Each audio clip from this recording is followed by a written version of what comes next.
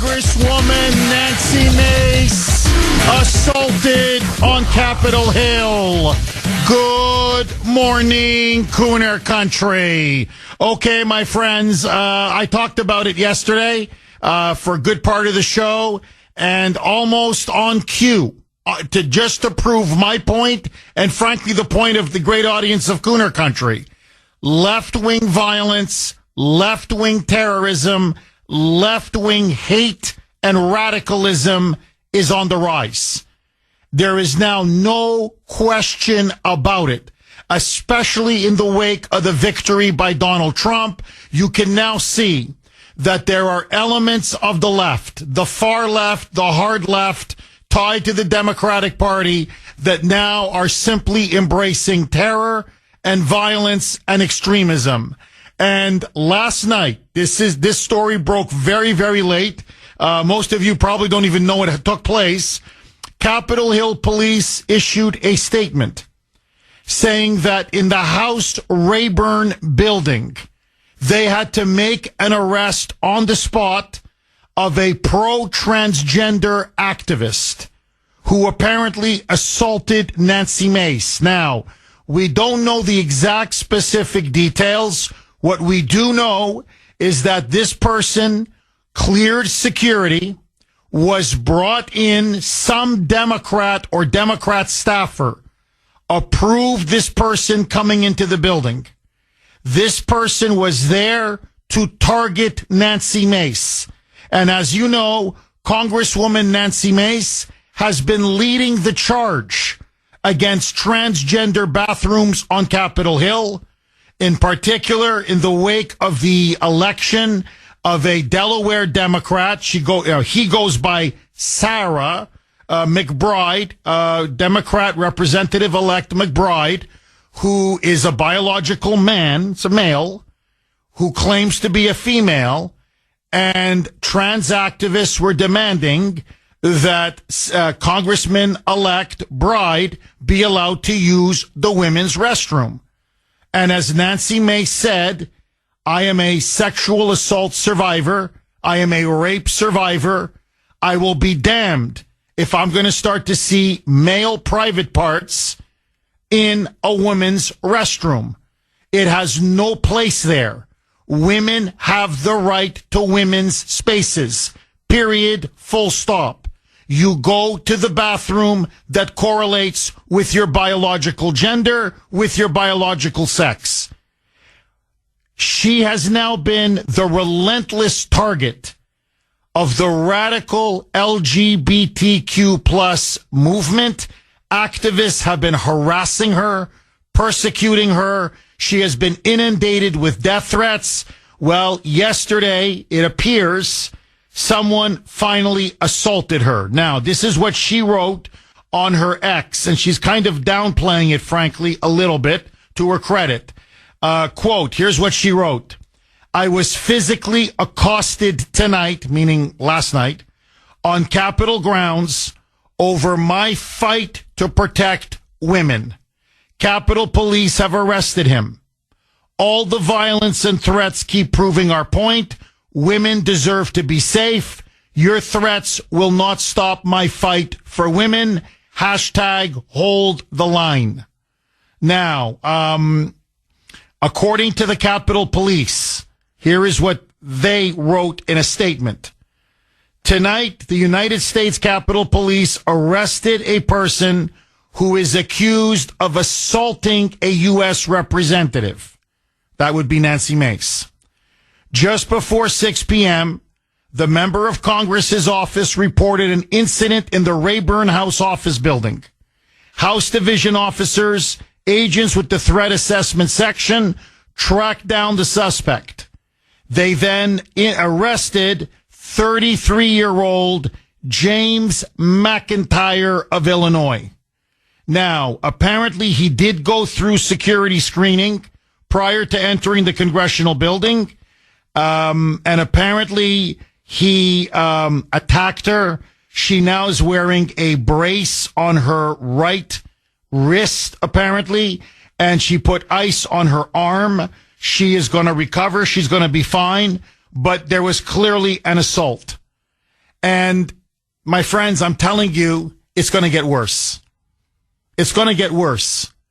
So now, I don't know what he did. He broke her wrist or sprained her wrist or whatever he did to her.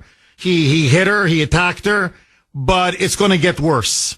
Now, this has been building now for a while. Ever since she put herself out on a limb, spearheading the charge against transgender bathrooms, the trans community has been targeting her day in, day out, whether it's transgender activists themselves or pro-transgender activists. Let me just give you a taste. This was just a few days ago. Nancy Mace is walking down the halls of Congress. There are pro-trans activists who now are searching her out. They find her. The moment they see her, they surround her and they start to harass her. She is talking to someone on the phone, and you can see right away she's looking at them as they're chanting, yelling, screaming, and harassing her. There's just no other way to say it. Listen now to the exchange. Roll cut 24, Mike. Yeah, okay. Congressman Mace, how are you? Hi, good, thank you. I'm just wondering if transit workers and staffers can use the private bathroom in your office? Or if you have another police station, do you suggest you use the bathroom? I know, but people can't use the bathroom. She's trying to stop people from using the bathroom. You can totally use the bathroom. You just use that of your gender. It's common Okay, are you going to be deploying your staff around to the Capitol and be checking people? Are you going to harass me? What's your first and last name? Am I going to harass? Yes. No, I'm not. Okay. You're a public elected official, so I'm just asking you a question. You're not going to harass me over I'm this? not harassing you. Use whatever bathroom your biological gender is. That's how this Are you works. going to be deploying your staff to check people on the way in and out? So here I have to put up with from people who are insane. Okay, well that's ridiculous. People just want to use the bathroom and you're bullying them. Use the bathroom that you were born with. Use that. It's common sense. So the audio is not the best, but basically, to her credit, look, Nancy Mace really does hold the line. She held her ground. This thug, and that's what this person is a thug, is saying, why can't I use the bathroom of my choice? And she says, look, you can use a bathroom. No one's denying you access to a bathroom. What are you talking about? She says, look, you've got unisex bathrooms everywhere, and you use the bathroom of your biological sex, your biological gender. And stop harassing me. Stop threatening me. And, the idiot's like, well, you're a public official. And she goes, yeah, but you don't have the right to threaten and menace me. Now, basically, F off. And, I mean, this is the kind of stuff that she's dealing with now on a regular basis. She can't go to her office. She can't walk down the halls without being accosted, without being harassed. And now, last night, she got physically assaulted. I mean, someone's going to look, I'm telling you, she better get serious security because the next one, she could end up in the hospital or, God forbid, even worse. Now, this is, to me, again, to show you not just the lunacy of the left, okay, the insanity of the left, but the extremism and hatred of the left, and really the violence of the left. This congressperson-elect, okay, congressman-elect, this McBride, you know that every member of Congress has their own private restroom in their office.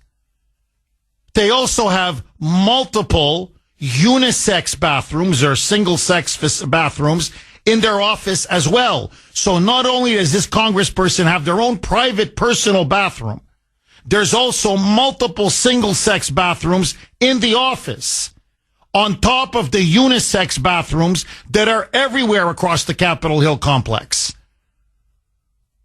Or you use the bathroom that, just look below your waist. Take a look at the plumbing. Okay, go where the plumbing is. So, I mean, they're acting like this is Jim Crow. No, really, these idiots are acting like, oh my God, I can't use the bathroom. How many bathrooms do you want to use? Use your own personal bathroom. Use the single-sex bathrooms in your own office. Use the unisex bathrooms all across Capitol Hill. Or just go, in this guy's case, go to the men's restroom. It's really that simple. Well, I identify as a woman. Well, that's your problem. Don't violate women and women's spaces and privacy and dignity. Now, let me just say this. Nancy Mace, on this issue, is to me clearly a hero. She's a hero. And she's defending women's rights. She's defending sanity. She's defending normalcy. She's defending biological reality. And for this, she has now become a target. And now yesterday, one of these pro-transgender lunatics hit her. I don't know what he did to her wrist. We're going to get more details, but he attacked her. And she says she's not going to be deterred. She is lucky that that person didn't have a knife or, God forbid, have a gun. Because this woman could be in the hospital or 6 feet under. Is it time now to stand up to the radical transgender movement before someone gets killed? 620 on the great WRKO. Jeff Kuhner, Boston's Bulldozer. 617-266-6868 is the number. Okay, the violent transgender left strikes again. And in general, the radical left, the violent radical left strikes again. Last night, a story broke maybe at about 9 o'clock, 9:30. But anyway, Nancy Mace, Congresswoman from South Carolina, very vocal opponent of transgendered bathrooms across the country, obviously, but especially on Capitol Hill. And for this, as I played the clip in the last monologue, she has now been a target. In fact, public enemy number one of the radical LGBTQ movement. They are holding numerous protests in front of her office. They have been accosting her, harassing her, threatening her. In fact, she's openly said, inundated with death threats. They have been confronting her, and many of them are saying they are going to kill her. Well, yesterday, she was assaulted right in the House Rayburn building. Now, I want to stress this. Yes, this person, James McIntyre, who is now arrested for this assault. James McIntyre, all we know is 33 years of age from Illinois. Somebody has to let you into the House Rayburn building. You can't just walk on the street and say, oh, let me go into the House Rayburn building. You have to have either a member of Congress or someone from that person's staff vouch for you and tell security, yes, that person put that person on the list. That person can come in as long as they clear screening, security screening. So I want to know which Democrat member of Congress, either that person specifically or a member of their staff, vouched and approved that James McIntyre be allowed into the building. Because there now could be members of Congress who are colluding with these political terrorists. And that's what this is. This is a form of terrorism. She's very lucky that this was in the House Rayburn building where there's some very strict security vetting. So, and no knives, no weapons, no guns. But she was attacked. Apparently there's a brace on her wrist. We don't know exactly if it was broken or sprained or whatever. She was hit. She was assaulted. And they had to put ice on her arm. And we're going to see, she's fine. But we're going to know the full extent of her injuries. She is lucky it was not worse. She is lucky there were staffers there and security there to prevent this assault from escalating and becoming much, much worse. Now, let me just quickly say this, and I want to go to the phone lines. 617-266-6868. Not only was Nancy Mace assaulted yesterday by a pro-transgender activist, okay? Terrorist, really, that's what they are. But Chelsea Manning is back in the news. You remember traitor Chelsea Manning? Well, Bradley Manning, Chelsea Manning is a biological male. Okay, it's a man. It's a male. Identifies as a female.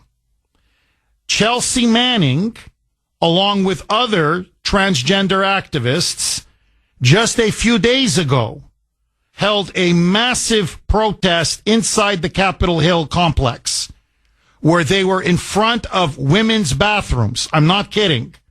Protesting Nancy Mace, protesting Speaker Mike Johnson's policy. He basically acquiesced to Nancy Mace that all single-sex facilities in the Capitol building and the House office buildings, restrooms, changing rooms, locker rooms, are reserved for individuals of that biological sex.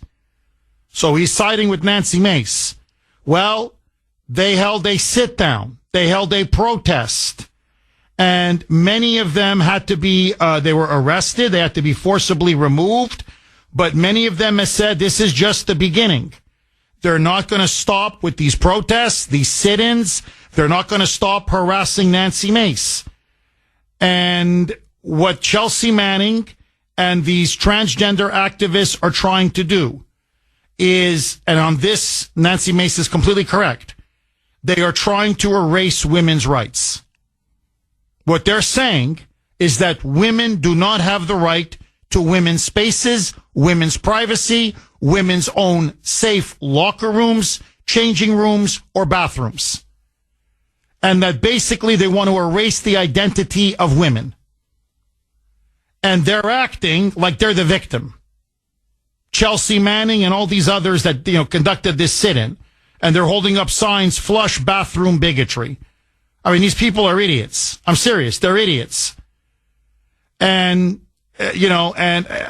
look, as one person said on X, if these idiots don't have any other cause, then they are pathetic beings, human beings. Arrest them all and make sure they go to a men's prison and see what happens to them in those bathrooms. So-called whistleblower turned trans activist Chelsea Manning was recently arrested for storming a women's bathroom at the U.S. Capitol. Now, this is only going to escalate. You got to throw the book at this thug, this transgender thug, or pro-transgender thug, James McIntyre. Because the attacks are going to be more frequent, the protests are going to get more violent, and the assaults are going to get more deadly and lethal. And Nancy Mace is very, very lucky because this could have been much, much more serious. So I want to ask all of you, double-barreled question, and I want to take every single call in the next segment right away. So please, let's load up the phone lines. What do you make now of this attack on Nancy Mace? Is this a form of left-wing terrorism? And do you now fear that violence on the left is on the rise? All of your calls next. Hi, Mace. How are you? Hi, good, thank you. I'm just wondering if transit interns and staffers can use the private bathroom in your office? Or if you have another police station, would you suggest to use the bathroom? I'm on I know, but people can't use the bathroom. She's trying to stop us from using the bathroom. You so can it's really totally use the bathroom. You just use that of your gender.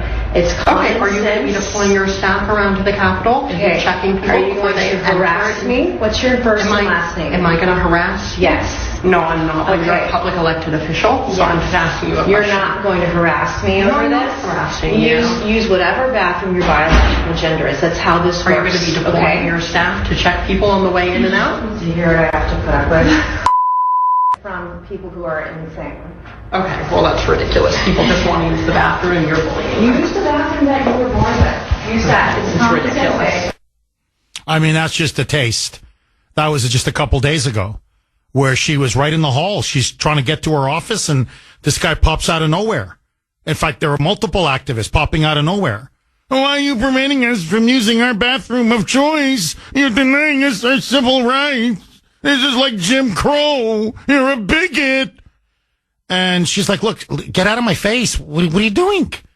Literally, I'm in the hallway. I think it was the Rayburn building. And it came within 6 inches of her. And that's what she told the guy to F off. She goes, look, no one's denying you the bathroom. Just use the bathroom of your biological gender. Get lost.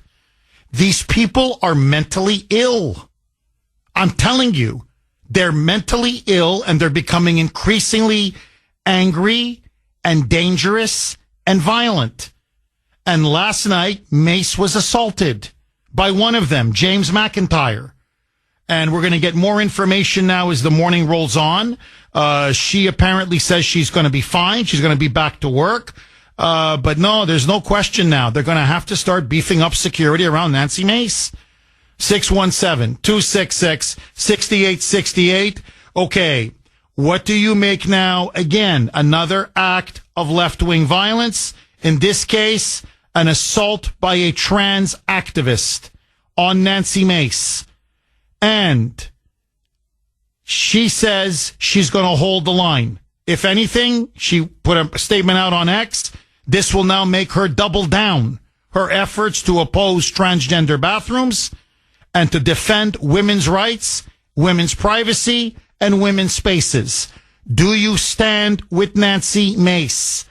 Larry in Leominster, you're going to kick us off, Larry. Thanks for holding and welcome. Jeff. So one of the problems I have from Gulf War syndrome is my memory is shot. Could you help me? Remind me, how many Congress people or senators were physically assaulted on January 6th? I believe the answer was none, Larry. None. Yet we've got people rotting in jail still. Fascinating. I blame our side as well. This is our fault. How many times have they come up with stupid requests, and I mean stupid, and we capitulate? When I say we, I mean, our leaders, air quote leaders. Oh, I think you're dead on. No, Larry, I think we've emboldened them. And you keep appeasing and this is the monster you end up creating. And again, I don't want to beat a dead horse, but there's videos now everywhere. It's been the last couple of weeks. They're storming Capitol Hill. They're at the Rayburn building. They're preventing Mike Johnson from getting into his office. This is the Speaker of the House protesting the bathroom policy, single sex bathroom policy. In other words, you go to the bathroom of your gender, whatever, your biological sex. Sorry. Because of this congressperson that was elected in first trans person, apparently, elected in American history. Tim goes by Sarah McBride. And suddenly now they got to change the bathroom, the locker room, the changing room policy for everybody because of one person. I mean, it's insane. But there they are. And there's Chelsea Manning doing his thing. Bradley goes by Chelsea. And, blocking access to bathrooms, accosting, harassing members of Congress. And you can see them. They're really going after Mace. They're yelling in her face. They're threatening to murder her. They're threatening to kill her. She won't back down. She's tough. She's very tough. She's a vet. She's not going to back down. And, they're harassing her in the elevator. They're harassing her in the hallway. They're harassing her on the steps. They're harassing her when she leaves the building, when she comes into the building. And after about 6 o'clock last night, one of them, this guy, James McIntyre, someone let him in. Some staffer or member of Congress vouched for him. And he came in and he went straight to her office and he attacked her. And I'm telling you, if she didn't have security around her, it would have been much worse.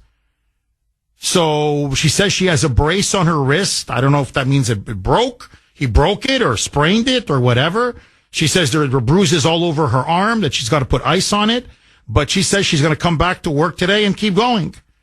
And she's vowing to double down. And if anything, she says now, I'm going to be even more determined to end transgender bathrooms across the entire country, not just on Capitol Hill. But I mean, Larry, this has got to stop. I agree with you. And look at them now. They think they can do whatever they want. And you know what I find incredible, Larry? A member of Congress was assaulted. Here's your insurrection by trans activists who have stormed the Capitol. And not one Democrat member of Congress is in solidarity with Nancy Mace. So is this now the new standard? Where people can just walk up and start beating up a member of Congress or assaulting a member of Congress? Is this now the new standard that the left wants to set because Donald Trump won and we don't want transgender bathrooms? The final word to you, Larry. Well, just unfortunately, this is going to keep going until Trump is put in office and the right people are confirmed for Kash Patel, for FBI and all that stuff. As they keep saying they're going to dismantle the FBI, they're going to dismantle they need to revamp the Capitol Police because it's a joke. Every staffer who has allowed this to happen needs to be charged to the fullest extent of the law for allowing a terrorist, basically. It's a domestic terrorist. I love how they spin it that it's always the right committing domestic terrorism by made-up facts, yet it's always the left doing it. The hammer needs to come down hard, right? We need to stop capitulating to these people. Right now, I think the last time I heard, there's 147 different days dedicated to the Alphabet Mafia, recognizing them. I don't need it, but I've got one. I got Veterans Day. Just one day. Yet we keep playing these games and saying, well, if we give them this, they'll go away. In the history of stupid stuff, every time we capitulate and give something, they come up with something more. They keep wanting to move the ball forward. They keep wanting to move it forward, inch by inch, incremental socialism, incremental communism. And we got to toughen up. And yes, I appreciate her holding the line, but we all need to stop playing her game. I agree. Larry, look, as always, drop the mic. Really outstanding call. You're right. Look, it's never enough. And this is incremental socialism. It's incremental communism. It's incremental Marxism. And you're right. They're just not going to stop. There's no end. Larry, as always, thank you very, very much for that call. And look, just stand back for a second, okay? Just objectively. No, really, as that ex-user pointed out, what are these idiots protesting? No, really, seriously. Well, what are you protesting? Like, there aren't more serious problems in the world? Like, you gotta find and look for a problem? Look for a cause? Every member of Congress has their own private restroom. And I mean, with the staff that cleans it and puts in the toilet paper. And by the way, they have their own shower. What else do you need? Okay. Then they have 3 or 4 unisex bathrooms in their office on top of their own private restroom. Okay. And then there are unisex bathrooms all over the Capitol Hill complex. Now, if that's not okay, if that's not enough, okay, then use the bathroom that correlates to your, to what's between your legs, to the plumbing. I'm sorry, but this is beyond ridiculous. No, the answer is no. We're not giving in to your madness. Enough is enough. Get lost. And now you want to start assaulting members of Congress? It's time to stand up to the trans mafia. Agree, disagree. 649 on the great WRKO. Jeff Kuhner, Boston's Bulldozer. 617-266-6868 is the number. Sandy and I were just talking off air, like literally, until 5 seconds ago. And Sandy was just talking about when she was working up on Capitol Hill, and I was at the Washington Times, and so we know the Rayburn building, we know the whole Capitol Hill area. And look, it's very clean. I mean, it's well maintained. I gotta say, really, the floors are clean. The bathrooms are immaculate. I mean, you can eat off the floor. And every member of Congress, the reason why I mention all this is every member of Congress has their own office, okay, their own personal office. And right next to adjacent to the office is their own personal private restroom. And they, if you want a shower included. So this idea that somehow this congressperson, this transgender congressperson just elected from Delaware, Tim goes by Sarah McBride, is being discriminated against. And this is ridiculous. And not only that, there are at least 3 or 4, again, super well maintained unisex bathrooms, in the office or right there on the hallway, right outside the office. Then there are the unisex bathrooms you can find everywhere. Now, I need a bathroom every 5 feet. I need a bathroom every 5 feet. God knows why I need okay. And then look, you go to a men's bathroom. You're a man, you go to a men's bathroom. Like, no one's denying anybody the use of a bathroom. This is ridiculous. No one's infringing on anyone's civil, quote unquote, civil rights. The only person's civil rights that are being infringed and violated, and Nancy Mace is not 100, but 1,000% correct on this, are the rights of female members of Congress and staffers.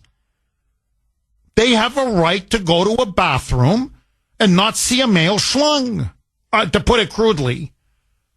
They have a right to have their own space, their own bathrooms, their own privacy, and protect their own dignity.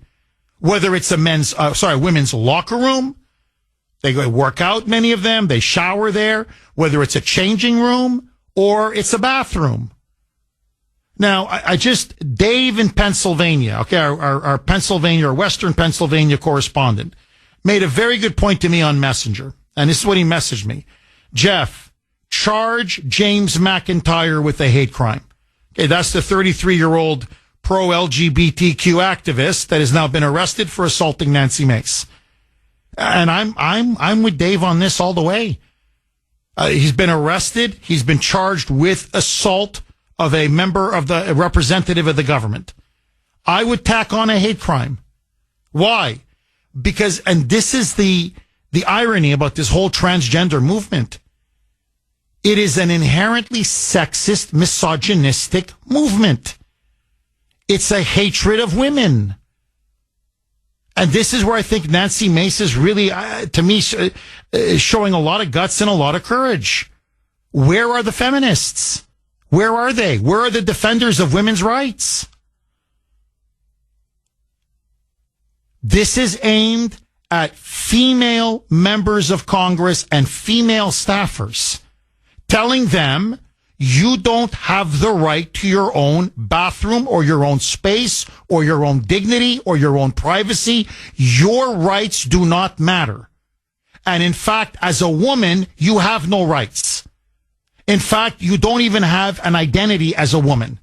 It doesn't exist. And this was hate. Nancy Mace was attacked because she is a strong woman who is defending the rights of all females and all women on Capitol Hill and across the country. And it was politically motivated. This was a hate crime. Now, nothing on the media.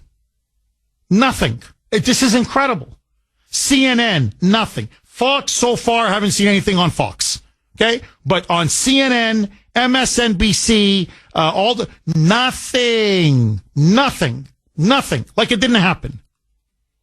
A member of Congress gets assaulted inside the House Rayburn building on Capitol Hill. And as Larry rightly pointed out, how many members of Congress were hurt? Forget that. How many members of Congress had a hair on their head touched during January 6th? Zero. Here you have someone gets into the Rayburn building, targets Nancy Mace, assaults Nancy Mace, either sprains or breaks her wrist. Her arm is all bruised up. Could have broken her arm, could have killed her, could have put her in the hospital, God knows what. And there's a conspiracy of silence in the media. Why? Because it's left-wing terrorism, and in particular, it's trans terror. It's trans hatred. And let me just say one last thing, because this needs to be said. Did you notice with Luigi Mangione, okay, the alleged murderer of Brian Thompson, with his 2.5-page handwritten manifesto, they released that manifesto and the content of that manifesto within 24 hours. In fact, I think the whole thing has now been released. The whole thing. Within 24 to 48 hours. So fast, your head is spinning. But when it came to that trans shooter in Nashville, what did it take? 17, 18 months to finally get that manifesto come out? And the manifesto admits what we all knew at the time, that trans shooter deliberately targeted a Christian school because it was a Christian school and to kill Christian children. And this is happening again and again and again, where many of these mass shooters and many of these acts of terrorism are committed by deranged transgender individuals or pro-transgender individuals. This is transgender terrorism. And yet the media is desperately trying to sweep it under the rug and pretend it's not happening. Now, Nancy Mace, as Ken pointed out on Messenger, pardon the pun, Nancy Mace needs to start carrying some mace. I think Ken on Messenger is completely right. She's got to start carrying some mace. She's got to start getting security, at least several bodyguards, and she's got to watch her back. This time, she got away. This time, she's safe by the grace of God. The next time, I'm telling you, she won't be so lucky. Agree, disagree? Dave in Revere. Thanks for holding, Dave, and welcome. How you doing, Jeff? You know, thank the Lord I'm not Nancy Mace, Dave. Jeff, you know something? It seems like ever since Bruce Jenner got a transgender operation and everything, things are getting worse with all this stuff going on with all the transies. And they want to shake like fish all the time. But, Jeff, at the same time, if they want their own private bathroom, bears go where they go, the deers go where they go, they can go to the woods. So all the aggravation, there's a back alley down the street, they can go to the back alley. They want to raise a whole bunch of craziness because they want their own bathroom. That was their own fault, Jeff, for getting it, for thinking they're going to be better looking than whoever they really are. Well, you know, Dave, look, you make a really interesting point. I have to say, they have this obsession with bathrooms.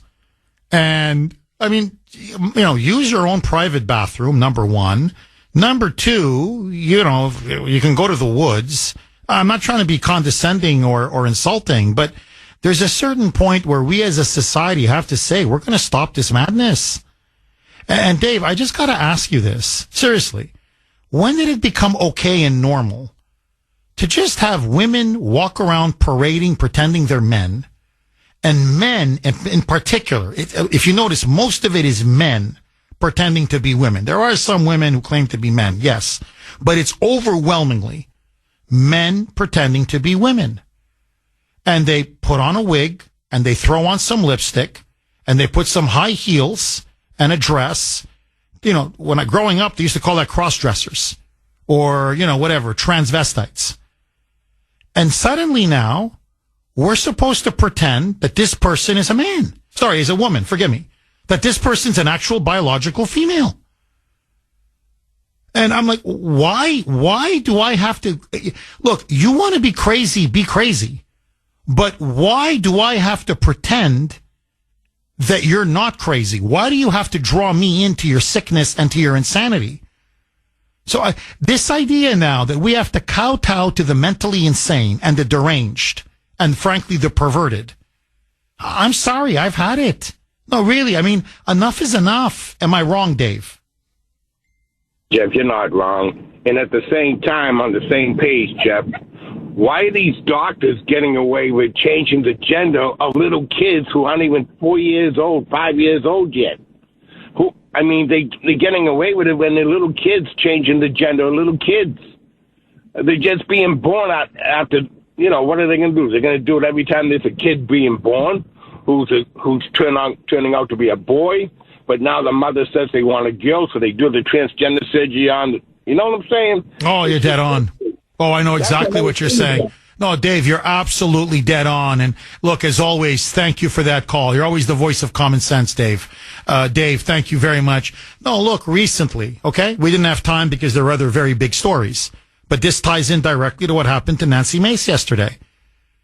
The Supreme Court had hearings about a Tennessee law regarding transgenderism and whether minors, whether you can give, have minors have, sex change operations, gender reassignment surgery as it's called, or be given puberty blockers or these hormone treatments. Now, it looks like the majority is going to defend and protect Tennessee's right to ban these procedures on kids, on minors. I hope they do. What the media is not telling you, to show you how barbaric this is, we're not just talking about 11, 12, 13, 14-year-old kids who are extremely immature, who are not fully developed in every single way, mentally, emotionally, psychologically, physically, making life-altering, permanent decisions, lopping off your female breasts. Some of them actually, forgive me, under, below the waist, full genital mutilation. But even if you just take the puberty blockers and the cross-sex hormones that they're feeding and pumping into these kids, do you know, people don't know this, it permanently sterilizes the child. Both boys and girls. They're sterilized for the rest of their life. They can't have children. It's irreversible. It's a form of chemical castration. And not only that, and again, it's a family show, and I know people have kids in the car, so I want to be very careful how I say this, okay? They are not able to enjoy sexual or personal intimacy for the rest of their lives. Okay? In other words, they will never enjoy the pleasure of, you know what I'm talking about. Okay? I don't want the parents to be uncomfortable with the kids in the car. For the rest of their lives. Now, you're going to do this to a 10, 11, 12, 13-year-old child who thinks, because they're being influenced or brainwashed by their peers or by their teachers or by counselors. And that's why you have so many so-called transgendered people who are trying to quote-unquote detransition. By the time they hit their early 20s, they're like, oh my God, do I regret this decision? And it's too late. You can't detransition. It's too late. You can never have children.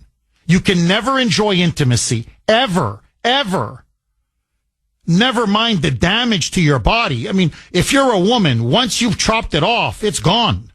It's gone. You can't get it back. And that's why the suicide rate is, they're through the roof. The suicide rates among people who have transitioned are sky high.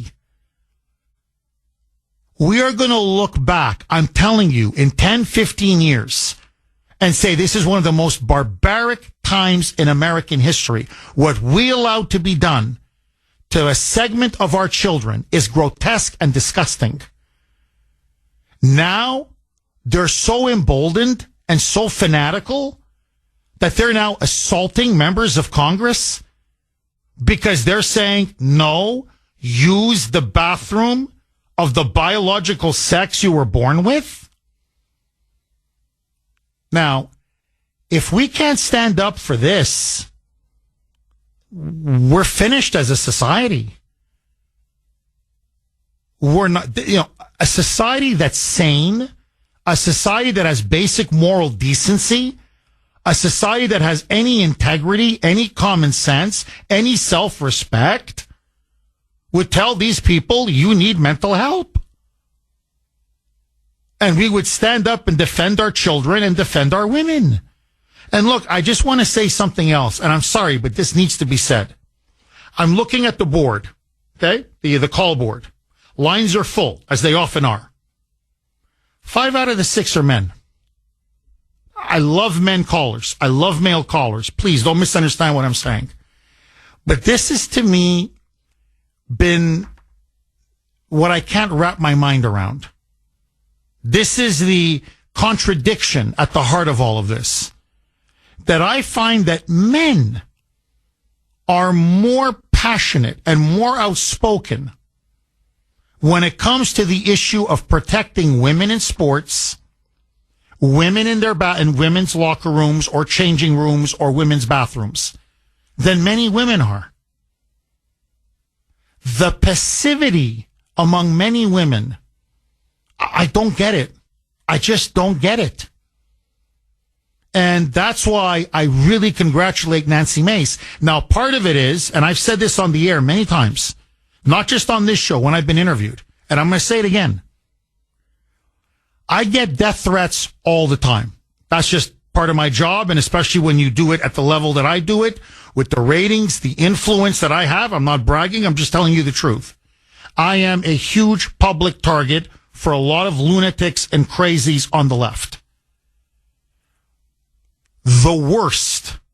I'm telling you, even worse than the Islamic fanatics. You get some crazy Islamists, some really crazy Muslim fundamentalists, okay? You get some of those. Jihad, a fatwa on your head, you get that. But I'm telling you, the worst, the most intolerant, the most hateful, the ones that are determined to destroy me at all costs and my family, and it's not even close. It's the LGBTQ mafia. Oh, and the transgendered ones. Oh, they're the worst. I'm telling you, the vile hatred, the death threats, it's chilling. And you read this and you're like, these are people are really, some of them, really mentally disturbed. And that they're allowed to roam free in our society? I wouldn't give him an inch. Nancy Mace is lucky to be alive. James McIntyre is a domestic terrorist and a transgender thug, or pro-transgender thug. And they need to throw the book at this guy and make an example. Agree, disagree. Mel in New York. Thanks for holding, Mel, and welcome. Yes. Good morning, Jeff. Hi, Mel. I'm happy to speak with you. Yes. I go back to Geraldo Rivera in Willowbrook when he campaigned vigorously to shut that institution down and put those who really needed help, mental help, out on the street. And now we've got generations of that here, that we're dealing with today. From that time that they closed down Willowbrook out on Long Island, and it just kind of flourished across the country. Those who really needed mental help and were put out on the street to fend for themselves. And now you're looking at what we got today. I kind of feel this is a runoff, with these flamboyant, mentally ill, perverted transgenders. Because what man in his right mind, if he's not mentally ill and has some sort of perversion, sexual perversion, would want to transition from a man to a woman, and it caused all this trouble.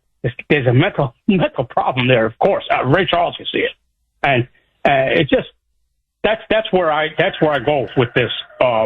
This madness. It's what it is. It's mental madness. And the Democrat Party they use what are they, civil rights? Now they're trying to more or less marry the black movement of civil rights back in the 60s into this. It's just, to me, it's obvious what Mel, I'm telling you, always use. Mel, I got to be honest with you because you're on fire. You're on fire. Look, I'm being very brutally honest with you. You know me. I never play the race card. I hate playing the race card. I just think it's unfair. It's wrong. I'm telling you, it's time for black Americans, African Americans to play the race card because it needs to be played because it's true. Don't compare what blacks endured in the segregated South. I'm not talking to you, Mel. I'm talking to these left wingers. No one is denying trans people the right to vote. They can vote. That no one's telling them you can only drink off of a certain water fountain, or you got to sit at the back of the bus, or you can't use a bathroom. You know how many times blacks in the South were disallowed, prevented from using a bathroom? You know how humiliating that is to any human being? Never mind to, say an adult African-American man or an adult African-American woman. No, hold it and, in your pants. It's disgusting what was done to them. It was revolting. Don't compare what the civil rights movement that gave African Americans the needed dignity and freedom, their God-given dignity and freedom, to these people who have every effing right under the sun. And even the right, honestly, you want to have a sex, Mel, maybe I'm a little more liberal than you are on this, which is okay. Look, I'm a live and let live guy, really. You want to have a sex change operation? Have a sex change operation. What do I care? But on your dime and your time. I'm not paying for it. You pay for it. Now, you get the plumbing of a woman and then go into a woman's bathroom. I don't care. But don't stand there with a male's anatomy and a male's private parts and put on a wig and put on a lipstick and suddenly claim I'm a woman and then start flashing your you-know-what in a woman's bathroom or a changing room or a locker room and tell these poor women they have to put up with it. They don't. This is not civil rights. 720 on the great WRKO. Jeff Kuhner, liberalism's worst nightmare. 617-266-6868 is the number. Nancy Mace assaulted on Capitol Hill yesterday inside the House Rayburn building. Apparently it took place right near her office. She was deliberately targeted by a pro-trans activist, 33-year-old James McIntyre from Illinois. He has now been arrested, according to the Capitol Hill police. They released a statement for assaulting and attacking a member of Congress. Nancy Mace, a veteran, she's served in our armed services for many years. She's tough, very tough. Went out and said, yes, she was attacked. She apparently has a brace on her wrist, bruises all over her arm. She says she's not going to be deterred. In fact, she came out and said that she's going to double down. Literally now, she said, you know what? Now they're inspiring me to work even harder. And then, put out FAFO on one of her ex posts. I guess, F around and find out. So she says, no, I'm going right back to work and I'm not going to let this intimidate me or stop me. However, she did make a very interesting point. Look at this assault. Look at the death threats I've been getting. Look at the rise in violence against women who are standing up to the trans mob. They're making our argument for us. They don't belong in a woman's bathroom, changing room, locker room, or in women's spaces, period. I stand with Nancy Mace. Do you? Margaret and Amesbury. Thanks for holding, Margaret, and welcome. Thank you for having me. In the words of our friend Jen Psaki, I just wanted to circle back to something that you said earlier about why is it right? Why is it that men are the ones overwhelmingly looking out for the safety of women? And as a product of the late 80s, early 90s, I have to say I think it's a lot of girls these days think they can be just as strong as boys, and you see that with female superheroes and that kind of stuff. And I'm not saying it's bad to have something to look to aspire to for girls, but I think there are a lot of girls out there thinking that if they hit the gym, that kind of stuff, and they're just as strong as a man, and it's just simply not true. Well, Margaret, look, I think you're onto something. I think there's no question. There's this push to try to blur the sexual, and I mean sexual in terms of biological sex, the biological gender lines between men and women. There's no question. But, okay, Margaret, let's just say, for the sake of argument, that many of these women do believe that. Well, I'm as strong as a man. Okay. Then push them out. Say, I don't want you in my bathroom. A la Nancy Mace. I mean, I've interviewed Nancy Mace in person. Like she's like, I don't know, 3 feet away from me. She's very fit. You can see she's a former soldier. She takes very good care of herself. I bet she could beat me in an arm wrestling contest. I'm telling you. She's tough. She stands her ground. She uses salty language. She's being harassed on the steps of on the steps of the Capitol, but in the hallways of Congress. And they're right up to her face. And, she's telling them to F off. I mean, she's dropping the F-bomb. And, you could tell, like, this is a tough woman.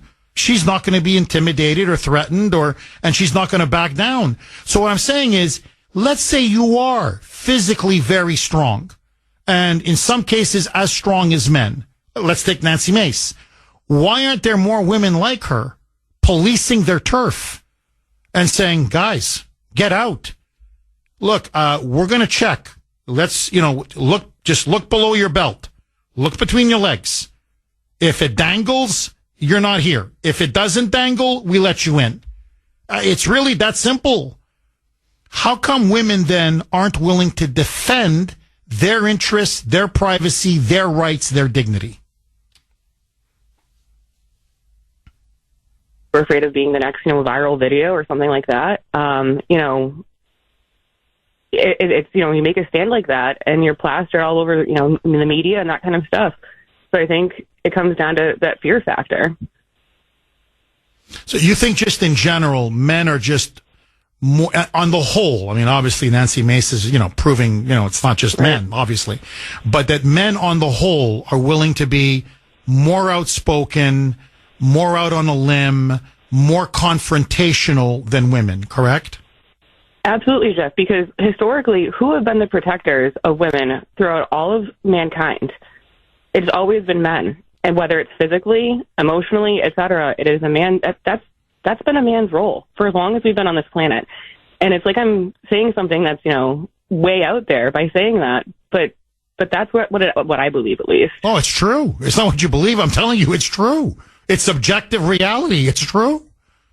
Look, Margaret, I can just tell you this, okay, and this is how I'm hardwired. When I think of someone invading my wife's space, or my daughter's space, or my sister's space, or my sister-in-law's, or whatever, what? A man's going to walk into your shower? What? Go into your locker room? Go into your bathroom? Harass you or invade your privacy and your dignity? Right away, I'm like, no. Like, it's like, how do I say this? It gets my gander up.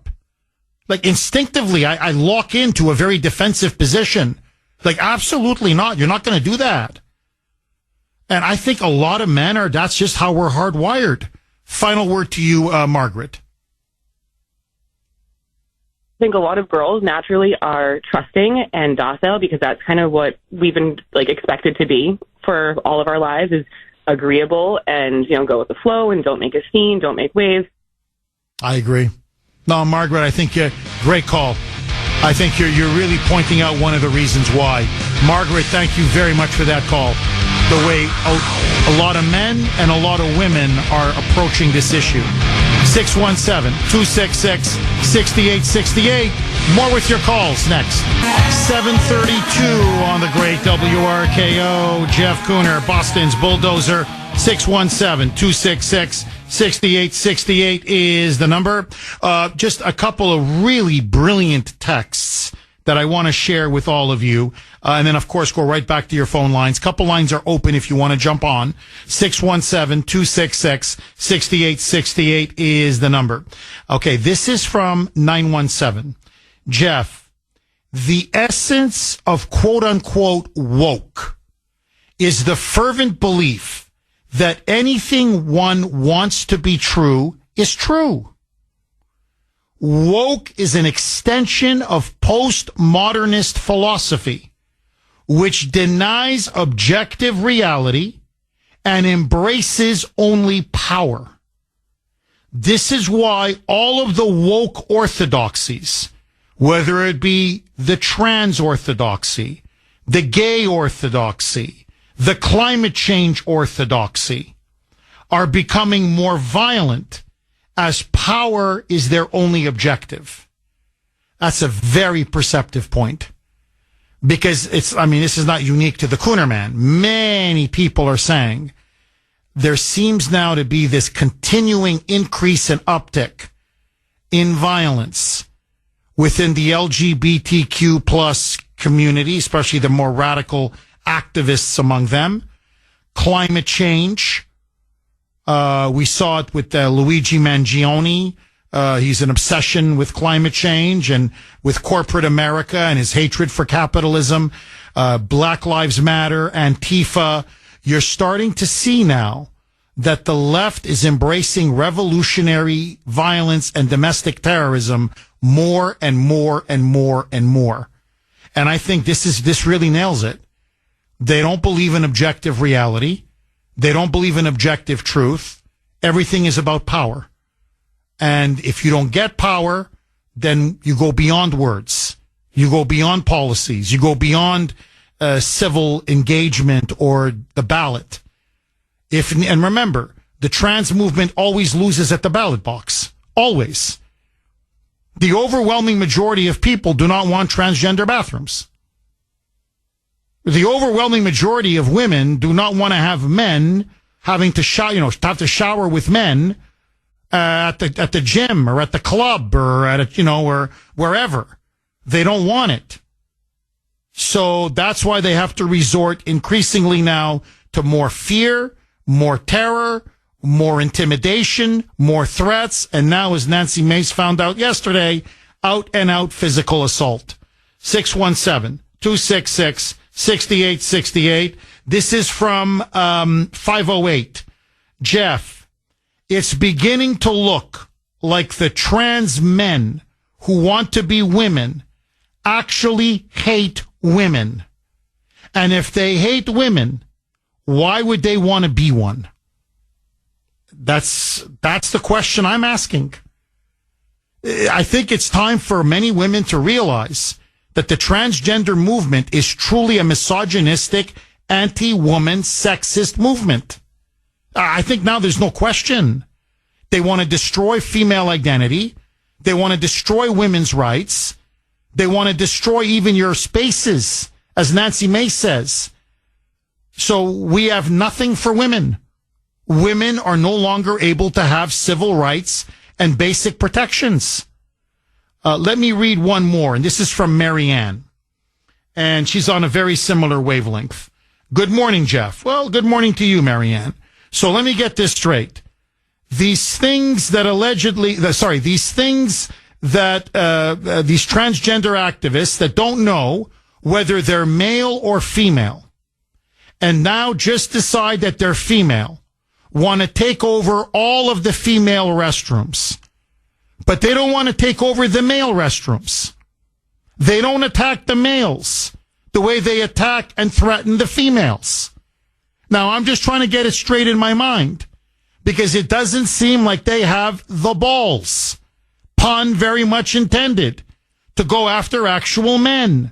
Men that know they're men. Or am I missing something there? No, you're not. Really, you're not. And then Marianne goes on to say, they just really want to wipe out females because they can. And this, I think, is what Margaret was getting at. Because they can intimidate us. And they can, I can't say this on the air, and they can beat the crap out of us if they want to get their point across and get their way. These people are no different, these transgendered activists and transgendered, men, than men that beat women. Because as you say, they hate women. They just hate women in different ways. Now, I mentioned Nancy Mace, okay? She, poor woman, was attacked yesterday, that I interviewed her. And I said, really, she's very fit. You can see she was in the military. She's, tall woman, a big woman, a strong woman, very fit, very thin. But you can tell she's muscular. She works out. And I'm telling you, she could beat me in an arm wrestling contest. Well, whatever. Okay, she's 5'2", but what I mean is she's physically strong. She's a strong woman. And maybe because she's so thin, she looks taller. But anyway, let that go. She could probably beat me in an arm wrestling contest. I mean, you could tell the woman, she does like 100 push-ups, 200 push-ups. She's in great shape. 33-year-old man broke her wrist or whatever, sprained her wrist and banged up her arm. No problem. And that's the inherent physical difference, the disadvantage that most women have against the biological man. It's testosterone, it's muscle mass, it's strength, it's size. And this is what these men are preying on. Women physically are not as strong as men in general. Obviously, individually, that breaks down. But overall, they're cowards. They're cowards. Notice, they're not trying to get into men's bathrooms. They're trying to get into women's bathrooms because they think they can bully and pick and abuse women. Sorry, that they can bully, pick on, and abuse women. In many ways, they're no different than people who can engage in domestic abuse and domestic violence. Agree, disagree. Derek in Brighton. Thanks for holding, Derek, and welcome. Yes, how you doing, Jeff? I stand with, what's her name, Nancy Mace? Yes. I support her, and I'm sorry about what happened to her. How come you don't hear anything from these feminists or people like Ilhan Omar or Rashida Tlaib, these Muslim women? How come they're strangely silent and not standing up with Nancy Mace? I'm pretty sure they wouldn't allow a biological man in their bathrooms, their private bathrooms. I'm just curious about that. That's a brilliant point. That's a brilliant point. Or let's push it even further, Derek, just to piggyback off of what you're saying. Where's Nancy Pelosi? Where are all these feminists? Where's Elizabeth Warren? I mean, I could go on and on. Where's Maura Healey? She sides with the transgendered. What she told women and girls when a woman walked up to her and said, I'm sorry, but if there's a man in a woman's bathroom and I don't want to go in and I need to go to the restroom, what do? Her answer, hold it. She's telling a grown woman, hold it. In other words, pee your pants or crap your pants. I don't care. His rights to go to a woman's bathroom supersedes the right of a woman to have her dignity and her rights respected in a women's restroom. So there you go. All of these big, tough feminists, when it comes to the transgender mob, they bow and bend the knee. They're cowards. They're cowards who are fake protectors and defenders of women. Derek, final word to you. I remember, 10 years ago when you were on the air? This is maybe a little off topic, but wasn't there a couple of gay men? This is in France now. They were on in the part of France where it was heavily Muslim fundamentalists. Yes. And they were walking hand in hand. Remember that report, Jeff? And they seen these two men, and the Muslim men or the mob nearly they nearly lynched these guys. And didn't you have a picture of one of them with broken teeth and black eye? And the media didn't cover that. Derek, you're dead on. You're absolutely dead on. The attacks on gays and lesbians by Muslim extremists and Muslim fundamentalists, never mind in the Middle East, in Europe, it's a daily occurrence. And the media are silent. Absolutely silent. Derek, thank you very much for that call. 617-266-6868. Okay, let me ask you. Liberals now say that biological men who identify as women can use the bathroom of their choice. Do you agree. 749 on the great WRKO. Jeff Kuhner, liberalism's worst nightmare, baby. 617-266-6868 is the number. Okay, so let me ask all of you. It is the Kuhner Country poll question du jour, as the French would say, of the day, sponsored by Mario's. Mario's Quality Roofing, Siding, and Windows. Should protests within or inside Capitol Hill, in the hallways of Capitol Hill, be banned? I'm just curious. Should it be criminal? Should it be criminal to hold a protest, say in the hallways in Capitol Hill? And the reason why I ask is that's what's been happening now regarding Nancy Mace and to a lesser extent Speaker Mike Johnson over their, the bathroom policy that if you're a man, you go to a men's restroom. If you're a woman, you go to a women's restroom. And these transgender activists have descended upon Capitol Hill almost day after day, blocking, ironically, entrances, access to the bathrooms, accosting Nancy Mace, blocking Speaker Johnson from being able to even get to his office. And then, of course, last night, Nancy Mace was beaten and assaulted by a pro-transgender activist. We don't know the extent of the injuries. She says she has a brace on her wrist. Either it was broken or sprained. Bruises all over her arm. But she says she will be back at work today. And so should protest, not outside the Capitol, but inside the Capitol, should it be criminal and banned? A, yes. B, no. You can vote on our webpage, wrko.com/Kuhner, wrko.com/Kuhner, KUHN as in National ER. You can also vote via X. My handle there, at the Kuhner Report, all one word, KUHN as in National ER. Ellie in Worcester. Thanks for holding, Ellie, and welcome. Hey, Jeffy. Hi, Ellie. Do you remember Helen Reddy? Singer? Ellie, did she have a popular song? Because for some reason the name doesn't ring a bell. Oh, Helen Reddy. Yes. Yeah, she sang, I am a woman, hear me roar. Yes. Don't come through my bathroom door. Yes. Yeah. Or I'll Nancy Mace you. Yes. No, you're right. Yes, I do remember her. Well, you know what? If you have a penis, you ain't from Venus. And you never will be from Venus.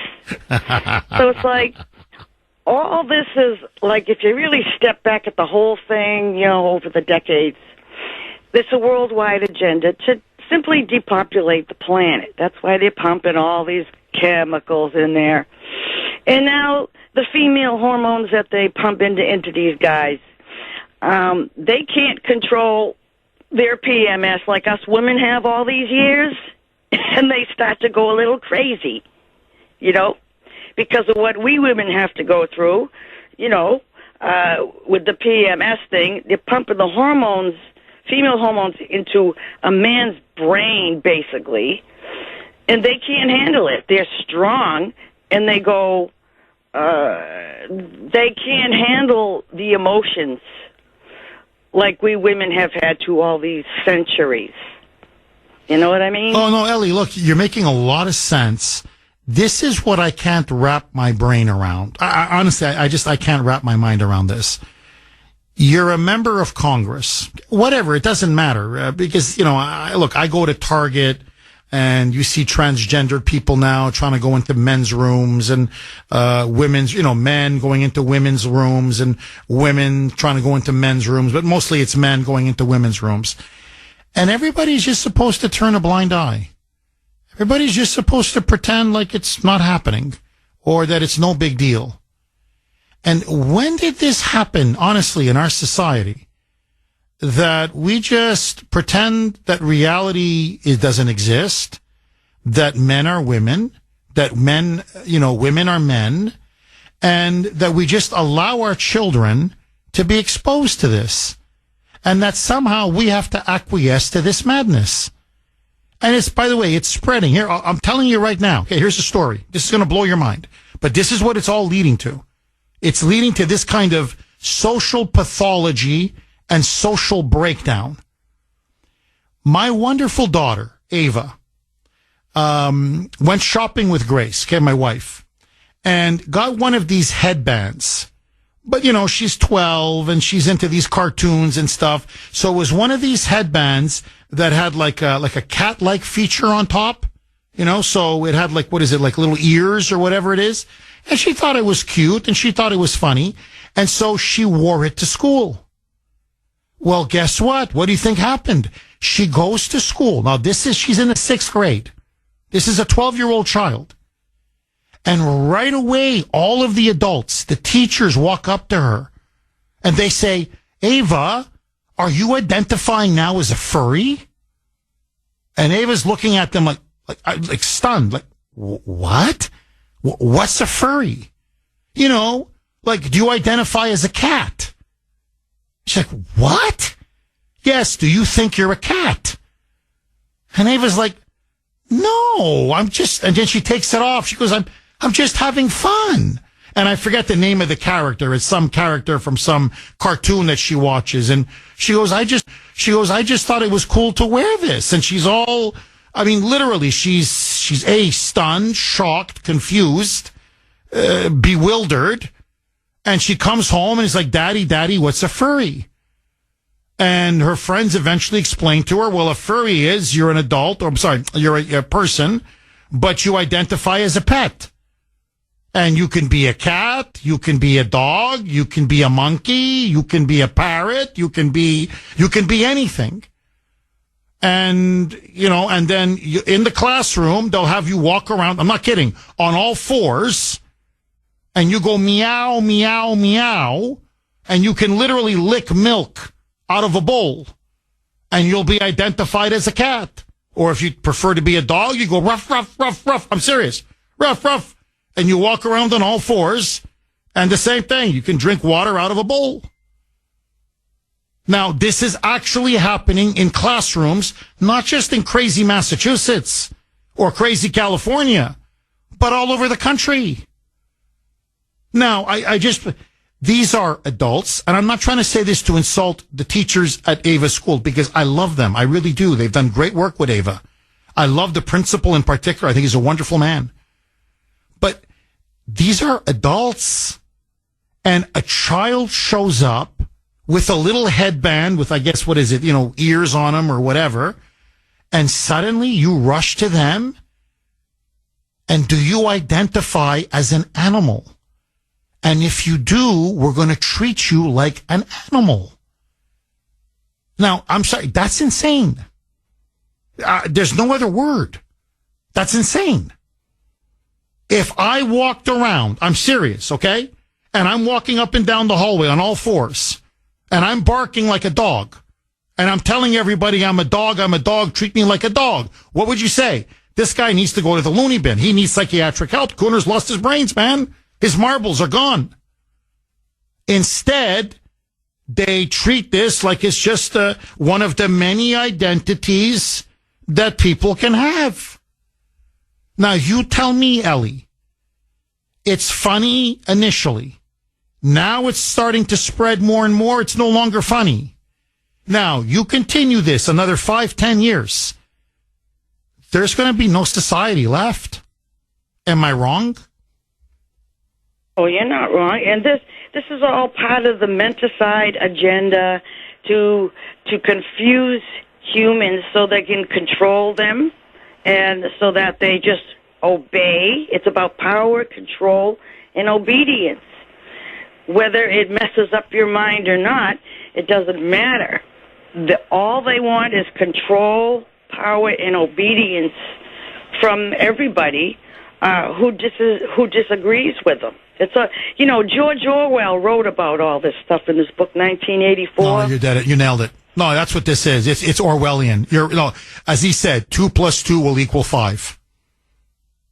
And that's it.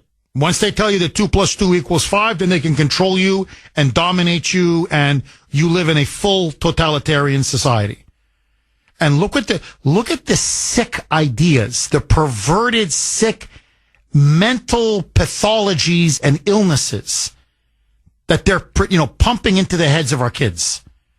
So an innocent cartoon, I'll get the name from Ava tonight, an innocent cartoon that she likes to watch, and she sees the headband that I think it was whatever it was, Target or wherever they went shopping. Mommy, can I have it? Sure. It was like $5.99 or whatever. She puts it on. I'm going to wear it to school. Ha, ha, ha, ha. And before you know it, no, really, my daughter at 12 years old is told, do you think you're a cat? What? It's okay. If you think you're a cat, that's fine. Just let us know. We'll treat you like a cat. Now that sick idea has been put in her head. And then she says, you can be a dog. And by the way, Daddy, you know that you can be a they? Yeah, that's what 12 years old. I'm not just a she or a her, Daddy. I could be a he. I could be a his. I could be an it. You mean you're a thing? Yeah. I could be a they, a multiple people. They used to be called multiple personality disorder. If you thought you were multiple people said, you need psychiatric help. No, it's a quote unquote, it's another identity. You can be, I swear to you, a woman in the morning, a man in the afternoon, and a space alien or multiple people in the evening. And if you get the wrong pronoun, you could potentially lose your job as a teacher or a counselor or a staffer or an administrator. Now, that's not a mental asylum. That's a mental asylum. Final word to you, Ellie. Well, yeah, all this, if you look at everything that's going on, it's not about bathrooms or this or that. It's all about confusing the mind of the masses. Just confuse the hell out of them. When I was a kid, I was a tomboy. Can you imagine what I would have gone through back in those days? You're a tomboy? Oh, you like to, work with wood and stuff like that. Oh, you must be a guy. No, I still knew I was a female. You know what I mean? Bingo. But all this stuff is designed to confuse the masses, confuse the brain so they can't do critical thinking anymore. They can't reason anymore. That's what all this is about. Ellie, you hit the nail right on the head. As always, Ellie, thank you very much for that call. David in Brookline. Thanks for holding, David, and welcome. Long time. We haven't spoken since before the election. David, we did it, baby. Huh? Happy belated Independence Day. I only have one thing to say. Has anyone done a health and wellness check on Bill from Sudbury? Haven't heard from him. No, he's to rig. He's off the radar now. They're all pretty much all these moonbats. I'm not hearing from them, David. I think they're all in they're serious meltdown mode, David. Too big to rig. Jeff, here's a few metaphors that the only things I can add to how to sum this lunacy up, and then a potential solution for this problem at the Capitol. Number one, only in the Twilight Zone do you let the lunatics run the asylum. And that's what we have going on here. And to that point, Jeff, in reality, people only react in a strong way when it directly affects them. So all of us know this is lunacy, but apparently it hasn't affected enough people, perhaps in their wallets, to make them say, put a stop to this craziness. Number two, until you stand up to bullying, Jeff, you know it only gets worse. And that's what this is, as you pointed out in different ways. This is bullying. And then finally, the metaphor, and then my solution. You get who you vote for. I know that some elections are rigged, but we got Maura Healey because they voted for her. And this trickles down to the craziness and tolerating all this lunacy that's going on. Here's the solution. And again, I think you've alluded to it. You want to go, if you're a man and you say you're a woman forget about if you say you're a cat. I can't even. I'm afraid that will cause my meltdown. I really don't know what to say to that.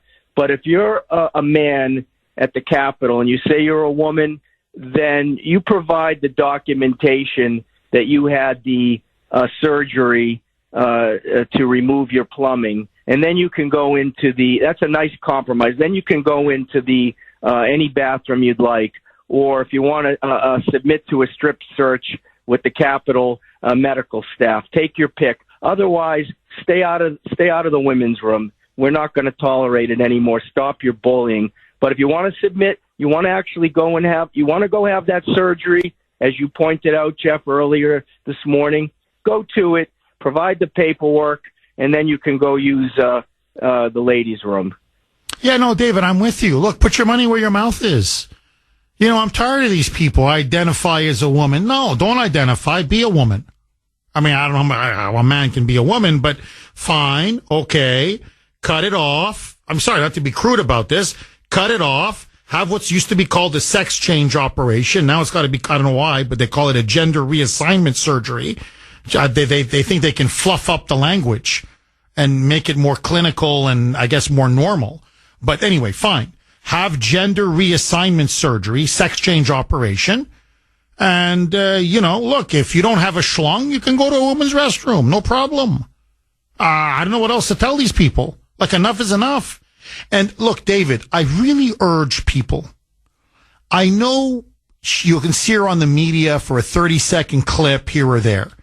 But read Riley Gaines, the former NCAA swimmer, who's now become a very heroic champion of women's rights, especially in sports, locker rooms, changing rooms, bathrooms.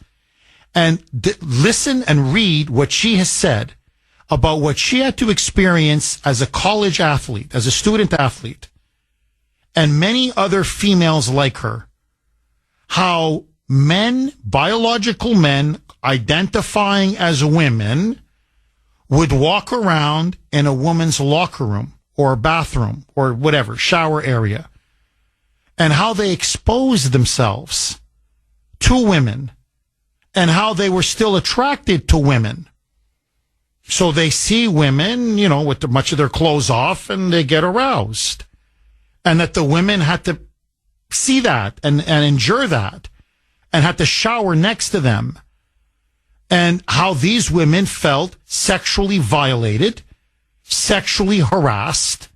And many of them, she says, we just left. We just went to another bathroom or, changed clothes. We closed the locker door, and inside the locker we would change. But, and that this guy's walking around exposing himself. And when we complained to the college administration, they said we were the ones that were in the wrong. Not him. What? Us. And you listen to this and you say, I'm sorry, this is perverted. This is sick. So he's getting his jollies by flashing his you-know-what and looking at semi-nude or semi-naked women. And our women and our poor women have to endure this? No, I'm sorry. Not on Jeff Kuhner's watch.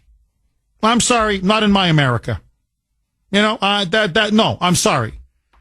And if college administrators don't have the guts to do it, then we're going to have to do it. But this is going to change. And I think the more now they lash out like this, and the more violent and the more threatening and the more menacing they become, I think the backlash is going to get bigger and bigger and bigger. 617. Thank you for that call, David, as always. 617-266-6868. Sal in Peabody. Thanks for holding, Sal, and welcome. Good morning, Jeff. Hi, Sal.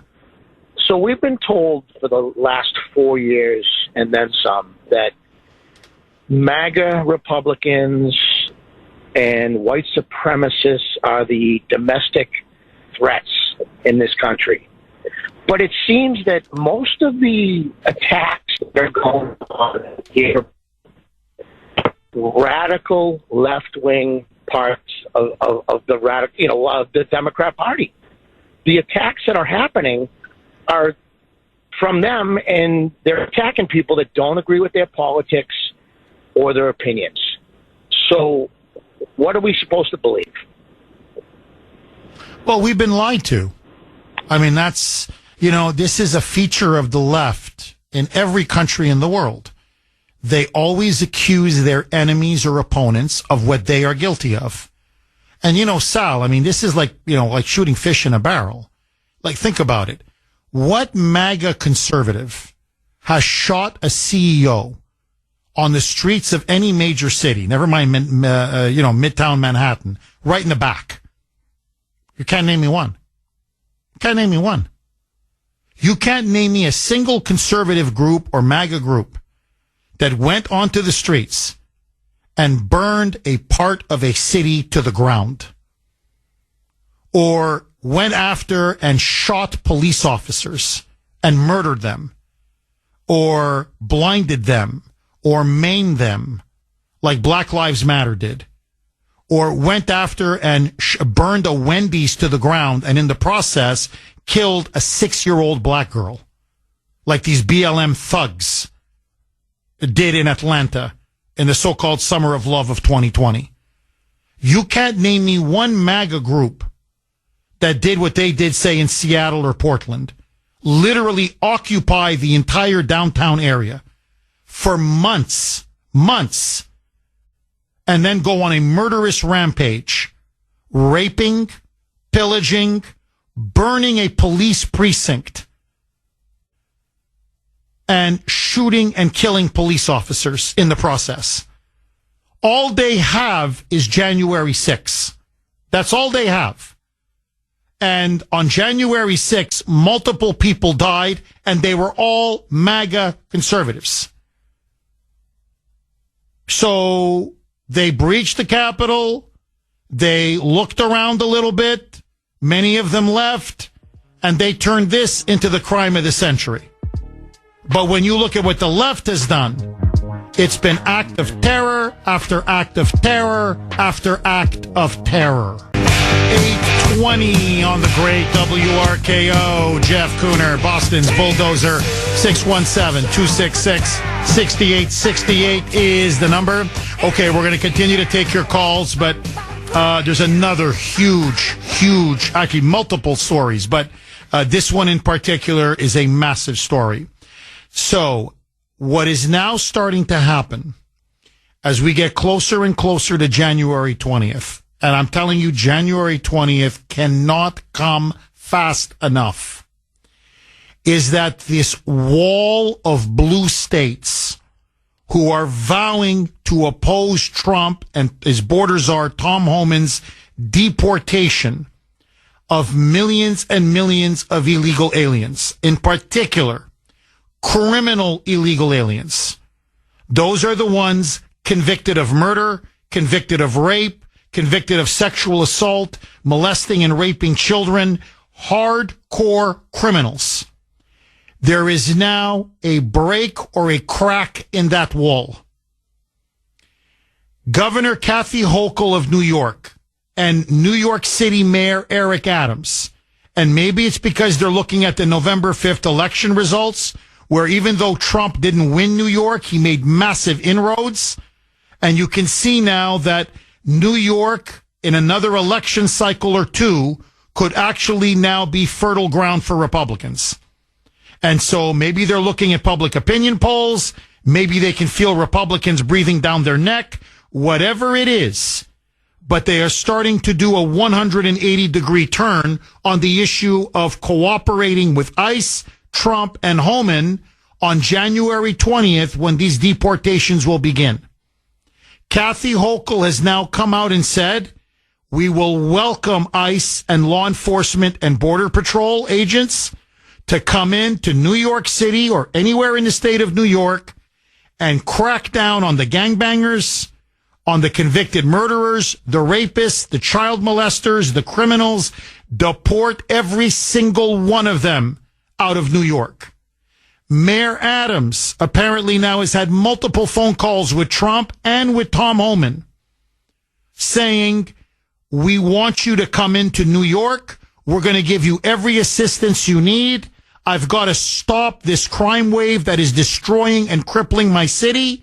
And we know exactly where many of these gangs are that came in illegally through that wide open southern border. New York City will no longer be a sanctuary city. And we are going to help ICE with these mass deportations. So New York now, maybe for political reasons, whatever it may be, but they are now willing to cooperate.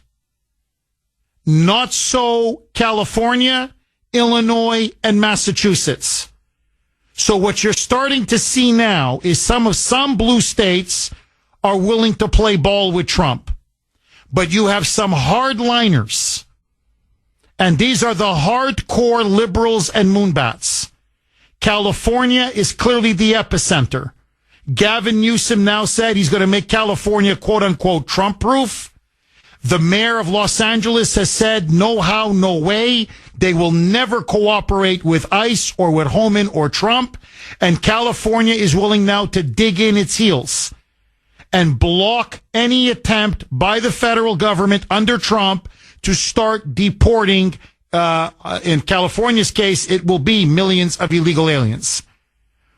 Illinois, under Governor Pritzker and this crazy moonbat mayor of Chicago, Brandon Johnson, are now vowing to fight Trump and wage a battle inch by inch by inch. They are not going to allow ICE into Chicago. And of course, here in Massachusetts, and I'm going to get to that in a second, they are also now digging in their heels and saying they're going to fight Trump every step of the way. Listen now to Tom Homan. He was in Chicago in front of a predominantly black audience. African Americans are now getting sick of the exploding migrant crime and really the flooding of their city of illegal aliens who have taken away much needed healthcare dollars, social assistance, resources of every kind.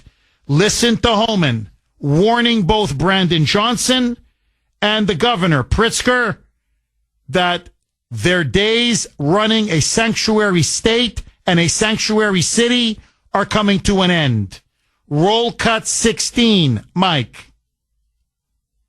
They say sanctuary cities are a policy that protects the immigrant community. They want victims and witnesses to feel comfortable going to law enforcement, and they won't come to law enforcement. They feel like they're working with ICE. That is a bunch of crap. Because the victim and witnesses of crime don't want the bad guy back in the neighborhood. Sanctuary cities does. Sanctuaries are sanctuaries for criminals only. So they're going to release the criminal back into the community? You think the victim witness really want that? Of course they don't.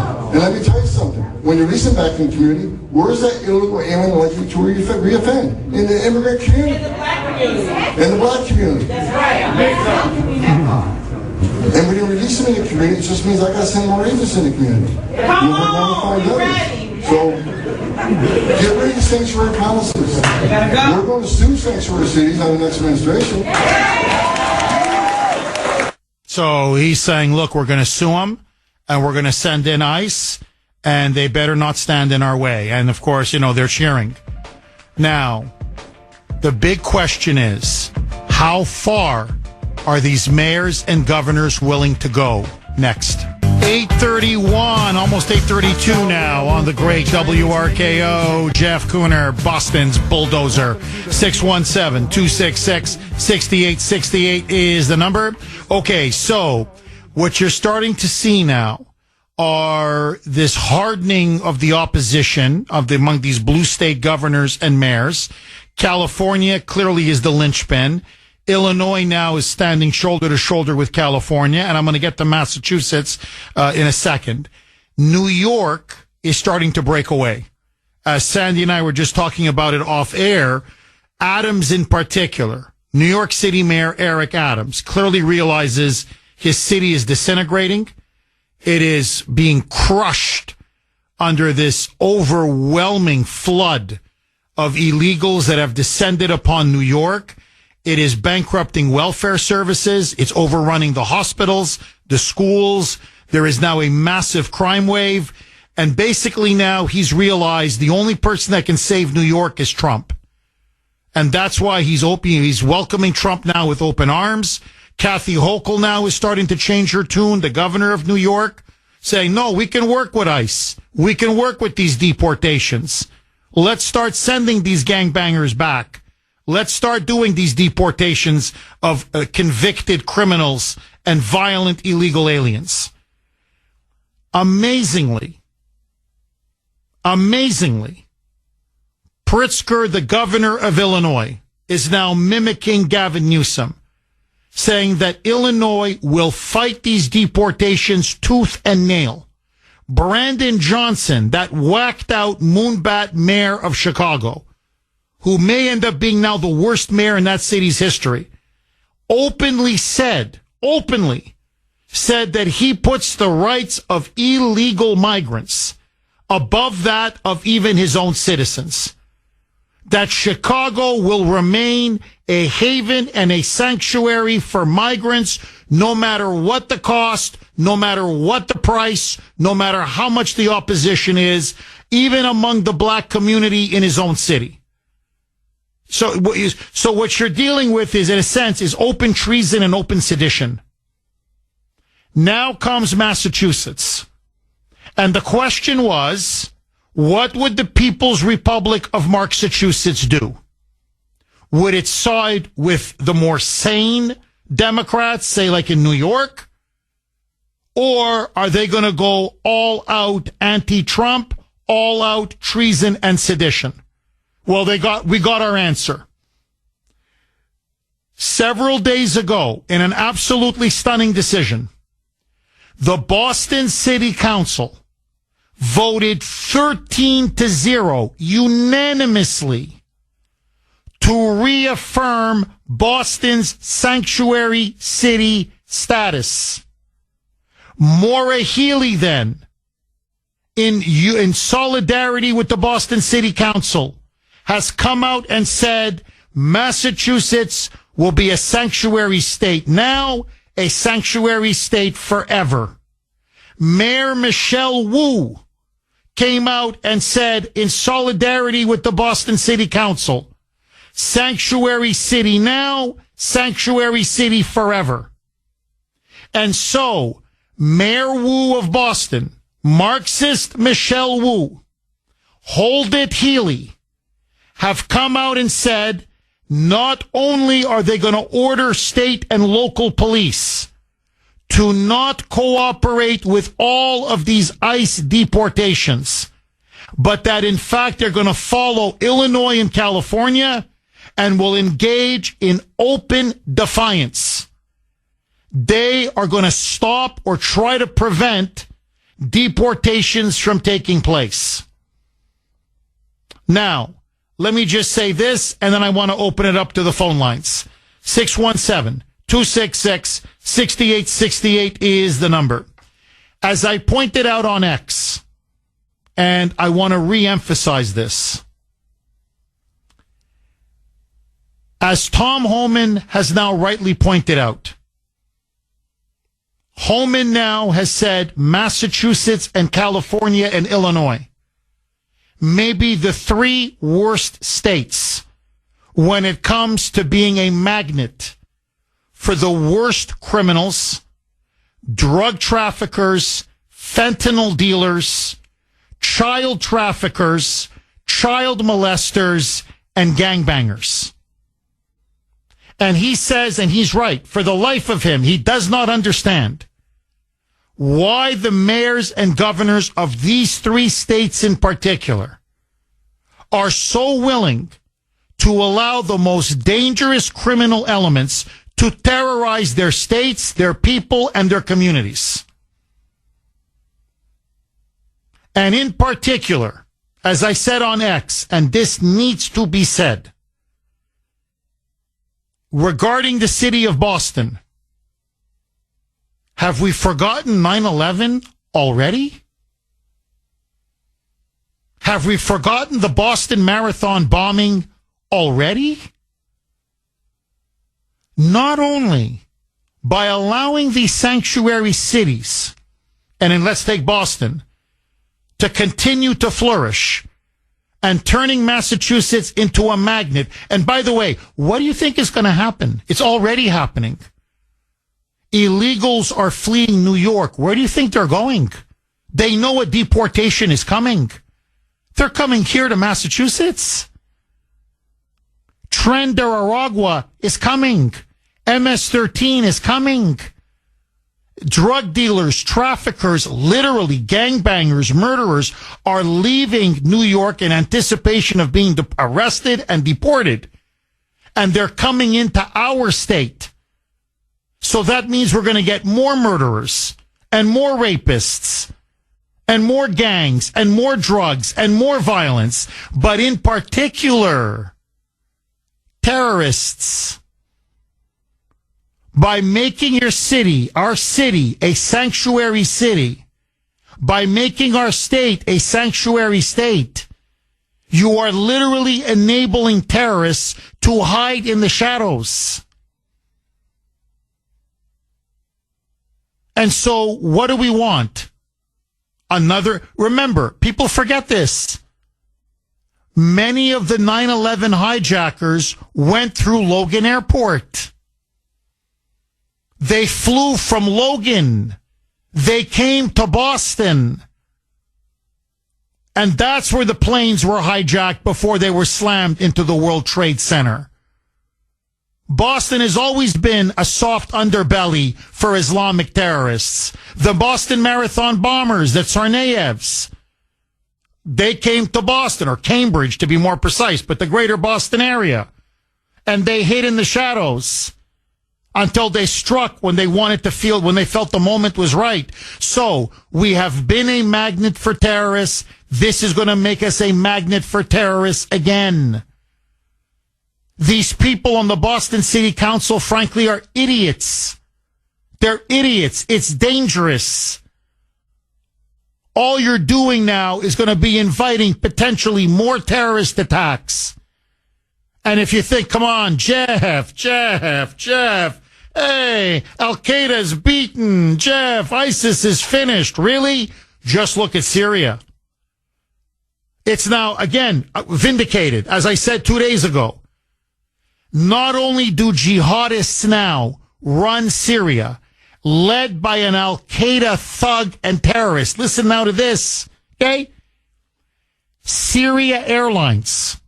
Al-Qaeda now has an actual commercial airline. Forget hijacking planes. They've got planes. The Syrian government, the new Islamist Al-Qaeda government of Syria, now says they're going to take over Syrian Airlines, the commercial airline of Syria, and they're going to use it now on behalf of the new Syrian regime.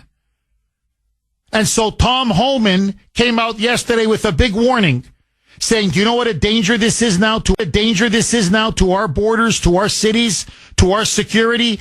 Al-Qaeda now has an airline, an actual effing airline. A freaking airline. And our city council votes 13-0 to stay a sanctuary state. A sanctuary city?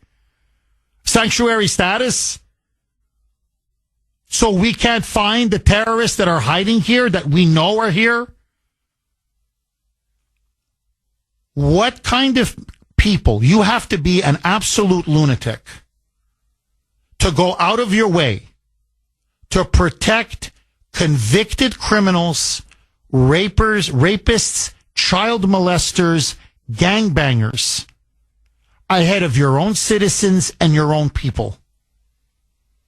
And to do this in the name of immigrant rights, migrants, those are not the kind of immigrants we want. Those are not the kind of immigrants we need. The Boston City Council, to me, has disqualified itself. Michelle Wu has disqualified herself. Maura Healey has disqualified herself. And I'm urging now that the people of Boston and Massachusetts, like the people of Chicago and Illinois, and the people of LA and California, my friends, wake up before it's too late. 8:50 on the great WRKO. Jeff Kuhner, Boston's Bulldozer. 617-266-6868 is the number. Okay, so I've got to ask all of you, really. Los Angeles now, they did it recently. Chicago has done it again. Now the Boston City Council. You are starting to see these blue anti-Trump cities now reaffirm, double, triple down on being sanctuary cities and going out of their way, reaffirming that they will not cooperate with any deportations, that they will remain a safe haven for illegals of every and any kind, including, yes, I'm not kidding, convicted criminals and terrorists. I mean, this is mind-blowing. And so I want to ask all of you, do you support the decision of the Boston City Council to reaffirm Boston as a sanctuary city and to defy Trump's deportation? And are they not putting all of us at risk? Not only by now becoming a magnet for more terrorists and more criminals and more gangbangers, especially now from New York, because New York is now going to cooperate. But also, as I said, we know the history of Boston. It was infiltrated by the 9/11 hijackers. That's how they got on some of those flights that were then used to ram into the World Trade Center on 9/11. And of course, the Boston Marathon bombing, which I will never forget till the day I die. And you're going to give a potential safe haven to them? I mean, these people truly are reckless and irresponsible. And they're absolutely as well corrupt, completely and utterly corrupt. And you take Tanya Fernandez Anderson, Boston City Councilor. This is making national news. Was indicted just, 4 or 5 days ago by the FBI, by the feds, on corruption, bribery, and kickbacks. And by the way, no remorse, no apology, nothing. No, she's the victim. And let me tell you the dirty little secret about the Boston City Council. They're on the take. The corruption is not just on Beacon Hill. The corruption is not just with Governor Maura Healey. It's not just with Mayor Michelle Wu, Marxist Michelle. No. The Boston City Council is dirty. And to show you how squalid it is, this is the racket now at the City Council. Tanya Fernandez Anderson, who, by the way, keeps playing the race card over. You want to talk about pro-Black Lives Matter, pro-Antifa, pro-illegal immigration, an anti-American leftist to the core. That's Tanya Fernandez Anderson. She's basically a wannabe Ayanna Pressley. That's what she is. Gives one of her staffers a quote-unquote $13,000 bonus. And then what does the staffer do? He says thank you to her for the $13,000 bonus and gives her a $7,000 check. A kickback. That's the racket up there. And by the way, who do you think pays for all these bonuses? We do, the taxpayer. Now, here's the kicker. I'm telling you, you can't make this stuff up. The $13,000 bonus, and they just caught her on one. Okay, this is how they do business up there. Was approved in the budget of the city council. So, they're not stupid up there. They know, we're giving big bonuses to our staffers. By the way, what the hell did the staff member do to earn $13,000? What, running the city into the ground? Everything has gotten worse in Boston over the last couple of years under Mayor Michelle Wu. Everything. Quality of life, worse. Inflation, cost of living, worse. Crime, worse. Congestion, traffic, worse. Everything is worse. Who are we kidding? So you deserve a $13,000 bonus? My God. I'm not complaining. I'm just stating a fact. I'm not bragging. You got to see my ratings. I mean, the management is telling me, Kuhner, whatever you're doing, man, keep it up. I don't get a $13,000 bonus. And I've got some of the best ratings in the country, I swear to you. I mean, I'm not patting my own shoulder, patting myself on the back. I'm just telling you the truth. I'm like, what the hell did this staffer do to deserve a $13,000 bonus? Well, that $7,000 went back to Tanya Fernandez Anderson. You see, I scratch your back, you scratch my back. Now, you investigate this. This is just the tip of the iceberg. And everybody on the city council knows exactly what these quote-unquote bonuses are for. And they approved it. The bonus was approved in the budget. Because, hey, that's how we get rich. That's our money. They're stealing our money. Now, one more story, which I think sums up everything. And then I promise go right back to the phone lines. Okay?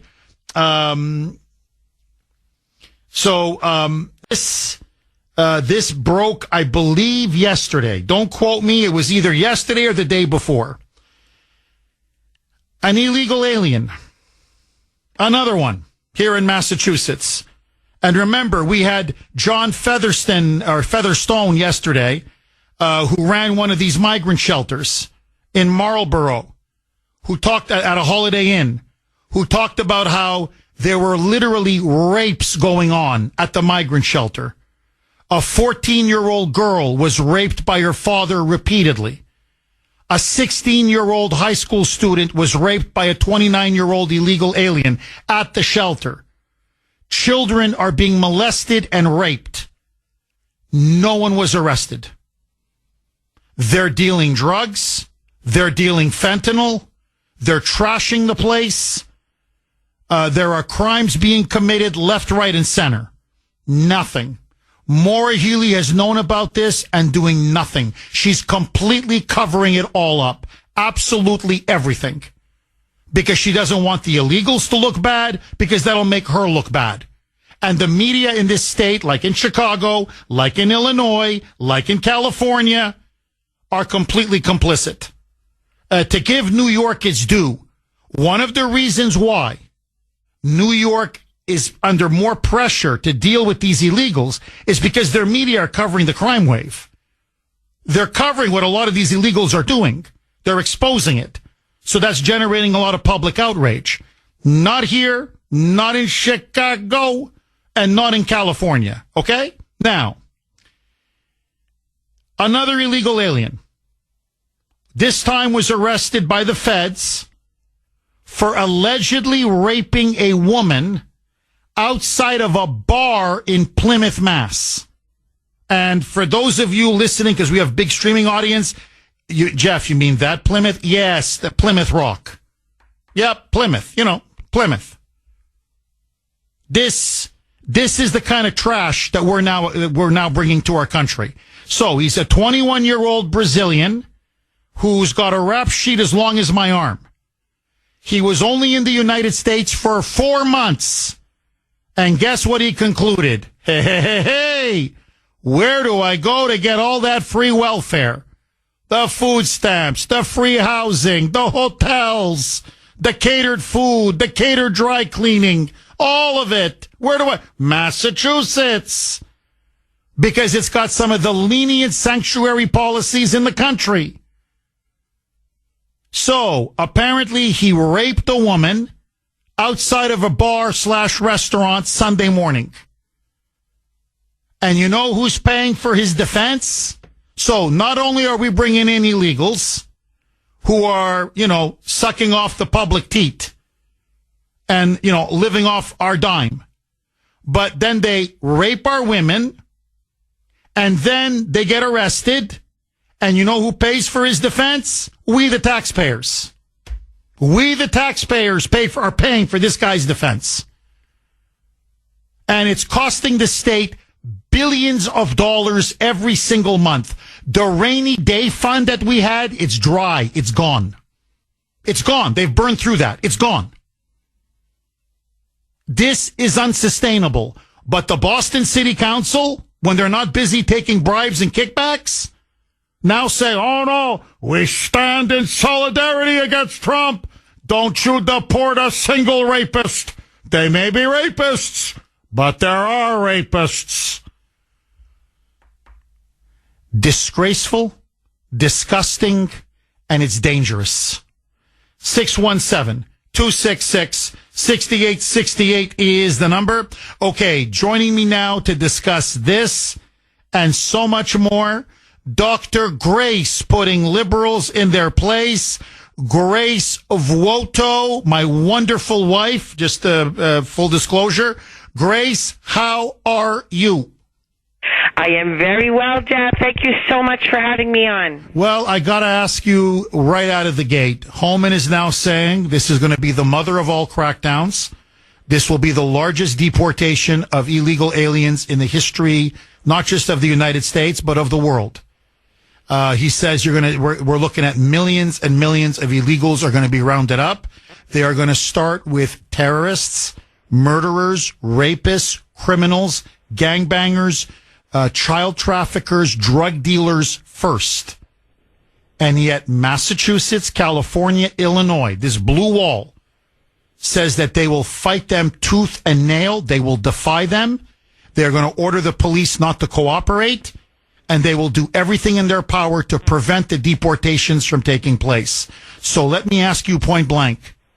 Is the Boston City Council, is the mayor of Boston, Michelle Wu, is the governor of Massachusetts, Governor Healy, as well as Brandon Johnson in Chicago and Pritzker in Illinois and Newsom in California, are they engaging in treason and in sedition?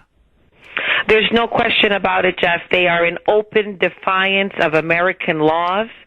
And one of the things, too, that is astonishing here is, did they not see the election results? The Democratic Party was routed. The people rose, they spoke loud and clear, and they gave Donald Trump a mandate. And they are, again, dangerously out of touch with public opinion, because I'm seeing, even here in Massachusetts, the tide is turning. And so they're really proceeding at their own peril. Even in this state, I'm seeing lots of Trump signs, more and more people openly advocating for MAGA policies and not buying any of the garbage that the mass media fed. So what are they thinking? You know, I think one of the reasons why they're doing this is, A, they think politically they can get away with it. And if anything, I mean, I'm just guessing, they think it's politically popular that the voters of Massachusetts, the crazy moonbats, like the crazy moonbats in Illinois and like the crazy moonbats in California, they think, well, yeah, this is the resistance. This is part of the anti-Trump resistance, even if it means more criminals in their communities, more drugs, more crime, and as I pointed out, especially Boston, more terrorists. Am I wrong? No, but they're making a terrible miscalculation, because who does it really impact? It impacts most immediately the people in their base. Look at what happened in West Roxbury when a community center was taken away from minorities. That's their base. And their base is starting to recognize that the Democratic Party doesn't have their back. And when we talk about the issue of crime, often who does this impact? It impacts women. And they try to grab the female vote. That's increasingly a big issue with women. And it also impacts the kids in the school, which upsets women.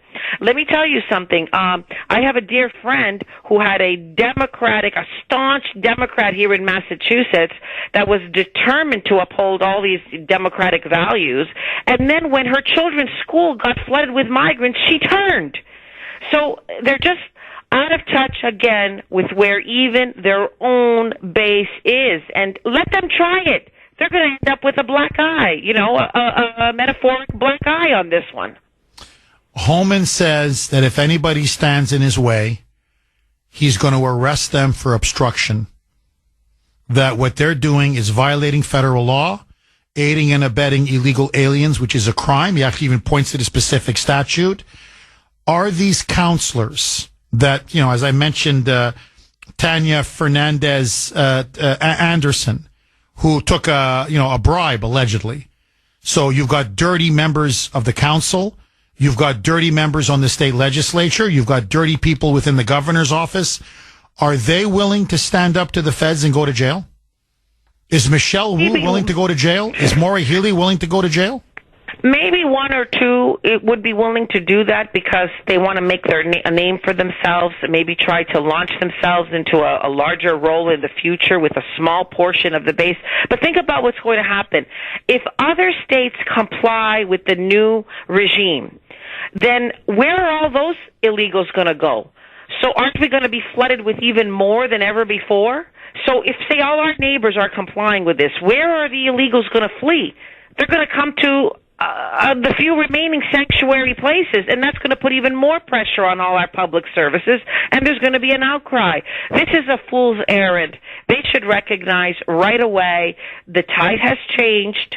The regime of Biden and Harris went too far, and it is in everybody's best interest to comply. And let me tell you something. It's really stark how the city of Boston, for example, has declined. I went to a concert with Ashton in October, and our dear friend William took them to see, it wasn't a concert, it was a comedy show, Sebastian Maniscalco. So we were at the TD Garden, and the comedians were making fun of the high level of crime, saying, what's going on with your city here, guys? Meaning to people who don't come here all the time, but infrequently, every few years, they see the difference. And so it's also a matter of pride. Don't we have pride in our city, in our state, not to let it deteriorate right in front of our eyes? Well, you're right. You're completely right. And Grace, I've got to ask you, is Maura Healey in particular believes that by standing up to Trump, this is going to propel her on the radical left to the front runner status to be the Democrat presidential nominee in 2028.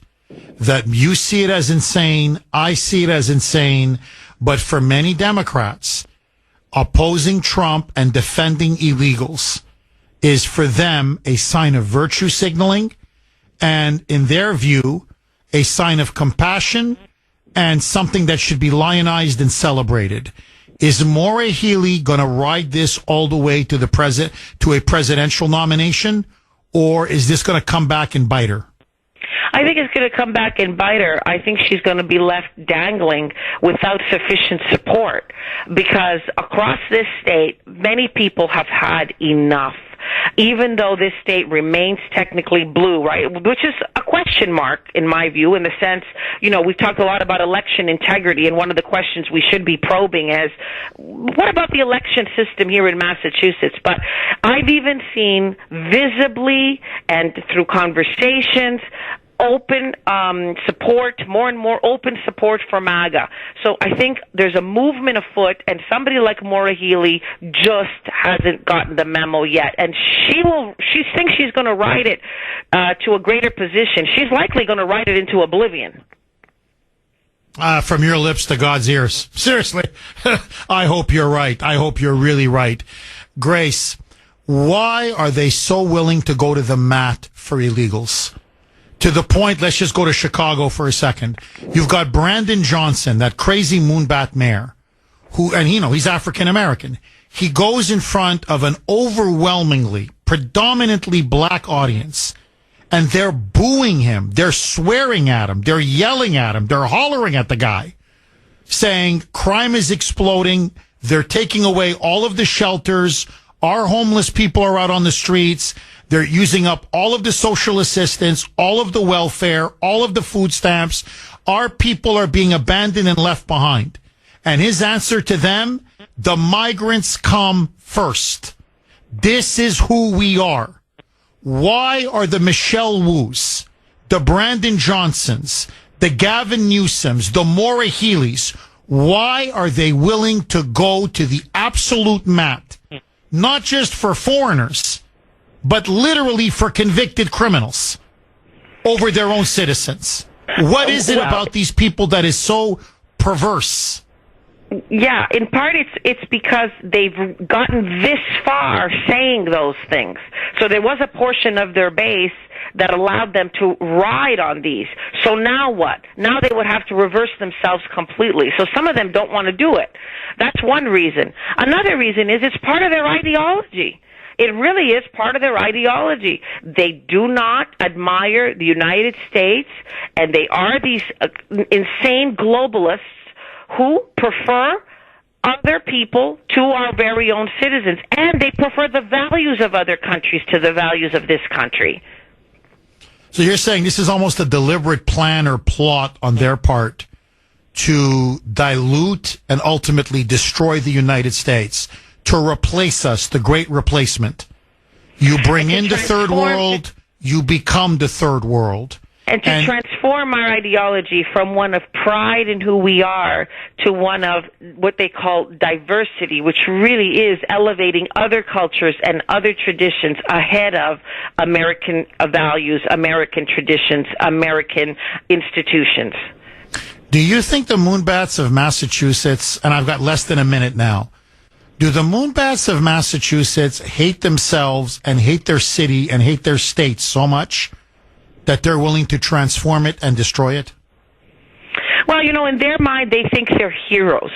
They think that they're defending the voiceless, those that are impoverished and are coming here for a better future. So they think of themselves as quite grand, and they are deaf to the pain that is caused within their own base, as we said. They're just deaf to that. So they just think, this is part of my identity. I am a hero. I am a heroine for defending these people. No, they're traitors. That's what they are. They're lunatics and they're traitors. Dr. Grace, as always, dynamite stuff.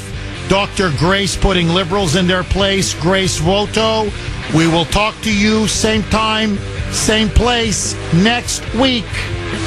More next. Your calls. 9:20 on the great WRKO. Jeff Kuhner, Boston's Bulldozer. 617-266-6868 is the number. Okay, let me ask all of you. It is, in many ways, I think, the question of the hour. Should Michelle Wu, the mayor of Boston, or Maura Healey, the governor of Massachusetts, hold it Healey, or Pritzker in Illinois, or Newsom in California, if they follow through on their threats to openly defy and resist Trump's deportation of criminal illegal aliens, should they be arrested? Is it time for them to spend time behind bars? The Massachusetts State Police literally just released a statement. Maybe a couple hours ago. This came obviously from Healey in the wake of the Boston City Council unanimous vote to reaffirm sanctuary city status, to tell Trump, you can send in the ICE agents all you want. We will not comply. We will resist. Now the Massachusetts State Police has said our mission is not to cooperate or comply with Trump's deportation. So the Massachusetts State Police, the Staties, Boston local police have now been explicitly ordered not to cooperate and in many ways to defend the illegals against Tom Homan, Donald Trump, and the federal government. 617-266-6868. Brenda in Beverly. Thanks for holding, Brenda, and welcome. Thought you forgot about me. I'm going to turn 63 in March, and I was thinking it was almost getting close to my birthday. Go ahead, Brenda. I really wanted to talk about Mace, but I will add to this next topic because that's what I was calling about originally, Nancy Mace. I just wanted to say this. You had asked the audience, I think, in the 8 o'clock hour, how we had gotten to this situation. And I remember talking to you about a couple of weeks ago that in our kindness and in our compassion for the beginning of the acronym LGB, accepting and embracing, I don't even know if it's accepting, but we embraced a lot of things that we knew deep down that we shouldn't have. It brought us to this place where we're now with the letter T, and now we're dealing with all of this insanity. I call it a fascinating phenomenon. We have a group of people, of which I do have compassion for them because they are afflicted. It's a horrific affliction. And they do not want to, or somehow can't, I don't know what it is. I think it's more that they're just willful, that they are choosing to not accept, that's a very rich word from the left, accept that they had this mental challenge, but they are pointing the finger towards us saying, you must accept. So that's where the battle goes on. So we are now receiving the fruit of our tolerance. And I think I did mention back a few weeks ago that it was in 2012. Actually, it's been, I think it was last week was like 12 years to the day that the APA, the American Psychological Association, put forth that transgenderism is no longer a mental disorder. Okay, and then what the audience also needs to know, now that's 12 years, so this has been going on, is that they've also put in something called, ready? Genetic sexual attraction. This is adult incest, and that is starting to intrude into our mainstream. And it gets even worse, Jeff. The APA has actually altered the classification of pedophilia. This is a while ago. This is all done under the radar while we're going about our lives, and that they've classified it now from a quote disorder into a sexual orientation. And as you know, a sexual orientation is considered a protected class of citizenry, and they're protected against anti-discrimination laws. So think about that. That would make them a protected class. Brenda, right? They're being called minor attracted persons, right, or whatever. That they're attracted to minors, to kids. That's their orientation. That's how they swing. Correct? Yes. So this is the slippery slope that we have created because out of our goodness, sometimes, we can be so, almost to the point like you can almost be so kind. It's like, oh, well, we have family members, friends, neighbors, coworkers, and whatever. And we don't want to upset them. But what we've done is that we've embraced something we all know inherently is not normal, and we've enabled them. And so now that they are emboldened, and so they're just marching down the path of like checking off each letter, L, G, B, then we're in the T's, and it's just going to go on and on and on. So with that said, I'm going to tie it in now with what you have brought into the last hour, which is part and parcel of liberalism is a mental disorder, that we have people like Maura Healey, who I would love to have somebody ask her in our local media. I would love to ask her this myself.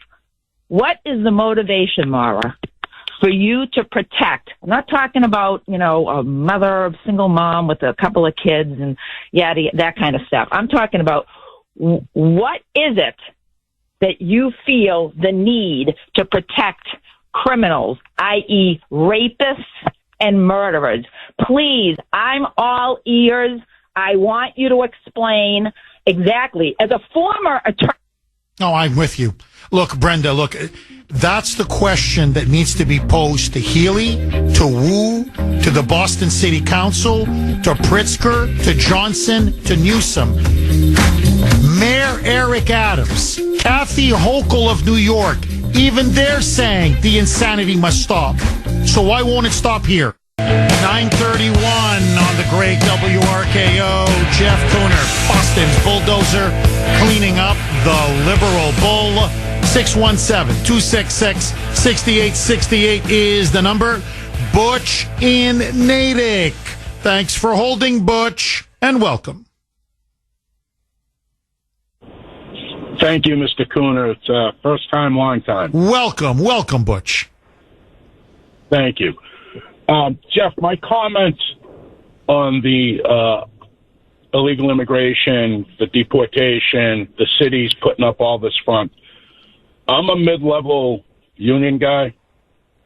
I've dealt with the governor and Mayor Wu numerous times. As recent as 3 weeks ago, Mayor Wu popped into our office. This subject was brought up. And all I can tell you is all these governors and mayors, this is a front. And the first state to crack was New York.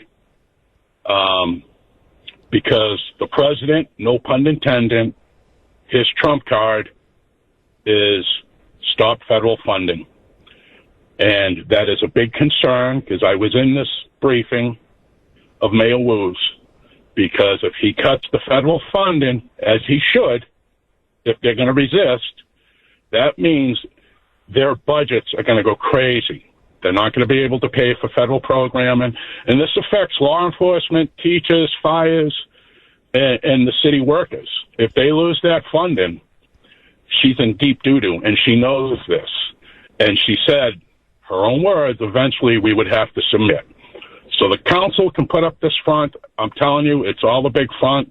And this goes for every other state. You might have a few roads like maybe Gavin Newsom, but in the end, they will submit. And that's all he has to do is follow through on that threat of not giving them any more federal funds, and you will see how fast they change their tune. Interesting.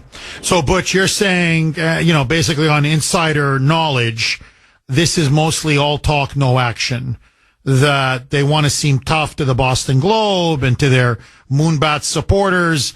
But if Trump says, I'm going to cut off the federal spigot, cut off funding, he'll break Mayor Wu, he'll break Healy, he'll break Pritzker, he'll break them all, correct? Correct, because he cuts federal funding, and I know a lot of it's for jobs. I mean, they rely on that funding for jobs. Now you don't have that funding, you're going to have to start laying off, let people go. And I know they don't want that for their constituents and their Moonbat base. And I'm telling you, they're not willing to risk it. They could put up a front all they want, but in the end, they will submit. That's a fact. Butch, and New York is the proof. Oh, no, you're right. New York, I mean, they've already folded. You're completely right, Butch. Butch, I just got to ask you this, and I'm just curious, because you obviously, you know what you're talking about, and you've got inside knowledge. Why are they making such a big stink about this? And, it's like what Brenda said. We're not talking about the single mom with 2 children. As Trump has said in Homan, we're going after the hardcore criminals first. We're going after the gangs. We're going after the drug dealers. We're going after the murderers, the rapists, the child molesters. Now, just in terms of public relations, why the hell does Wu or Healy or the city council, why would they want to be on record defending them? Wouldn't you? I mean, you may say, no, the other illegals that are just here to work or whatever, who aren't committing violent crimes when they're here, that's a separate basket. But why go out and stick their neck out, go out on a limb for, murderers and rapists? Like, what's the upside to them for that? What's your theory on that, Butch? That's a good question. The only thing that makes sense to me, that's their future voter base. That's the only thing that I can think of. The other thing, too, I should add is, I don't know this for a fact, but if they start deportation, there's a lot of people that are on, from what I'm told, I don't know this for a fact, so there are a lot of illegals on payrolls, and they're going to lose their workers, part of their work base. But to your original question, my thing is they see that as a future voter base, and why would you want to deport your future voters, your Democrats? And that's the only thing I can come to a conclusion right now. Even if, Butch, I'm sorry, either you laugh or you cry. Even if they're hacking you to pieces, even if they rape you or molest your children, like you want the votes that badly, you're willing to put these people into our communities and potentially their own? Are they that suicidal? Final word to you, Butch. Absolutely. It's liberalism is a mental disorder. And so that's all I have to say on that. But it's been an honor to speak with you, sir. Butch, thank you very much. Please don't be a stranger. Outstanding call. Thank you, Butch. So there you have it. So if Trump wants to break them, he can break them. And I'm telling you, Holman is like out of central casting for an old Western. I mean, all that's missing is the cowboy hat. No, really. He's like, I'm going to get you. If it kills me, I'm going to get you. But we're going to round you up and just get out of my way. So, I mean, Holman is the guy to implement this deportation. There's no question. John in Arizona. Thanks for holding, John, and welcome. Thank you for taking my call, Jeff. My pleasure, John. The next great governor of Massachusetts shall be Jeff Kuhner. Make Massachusetts great again. I don't know, John. I don't know if the Moonbats would elect me, but thank you for thinking of me, my friend. I appreciate it. Listen, the last caller was perfect. Okay, he said I was thinking the same thing, but he was very articulate and right on. So, but I had 3 points I wanted to make about the immigration. This goes to all states, all cities of sanctuary cities. Number one, he hit the nail on the head, was government funding. But number two is many of these states have very large corporations, multinationals who have government and defense, et cetera. They have government contracts. They're already scared because of the cost-cutting efforts coming in. I think you leverage that as well, that we're going to be taking a look at all government contracts. And that hits Massachusetts really hard. And the third thing is I'd look at the corruption. I would start just talking about the corruption of the states. And as you start changing the guard, you put some, my dogs are saying hello too. But I think you have to look at that and say, okay, we're going to start taking a look at the corruption in these states and large cities where we're spending so much money that they could put some, oh shoot, I can't even think of the name of it now. The part of the government that has the legal and all. But put some of the legal folks on it and start doing some investigations. Oh, I'm with you. Look, John, I think you nailed it. And I think you really nailed it. And the other thing is, I think that Trump now, it's got to be on the table. I don't know how you feel about this, John. But, you can't defy the law. I can't defy the law. Ordinary Americans can't defy the law. Harboring illegal aliens, especially criminal illegal aliens, it's a crime. It's a federal statute. Obstruction is a crime. You don't have the right to engage in crimes just because you're a mayor or a governor. It's not a get out of jail free pass. I think Holman and Trump should put it on the table. You obstruct us. You try to actively prevent or disrupt these deportations. I'm going to arrest your ass. And I don't care if you're the mayor of Boston or the mayor of Chicago or the mayor of L.A. I don't care if you're Gavin Newsom or Maura Healey or Pritzker in Illinois or whoever, or that crazy mayor of Denver. I mean, he's another one who says he's going to order the police to confront the feds and then create a human chain of hundreds of thousands of people from Denver. And like Tiananmen Square, force the feds to go into Denver. I'm not kidding. That's what he said. Now, my response to that is, okay, you want to be tough guy? Go to jail. What say you, John? Exactly.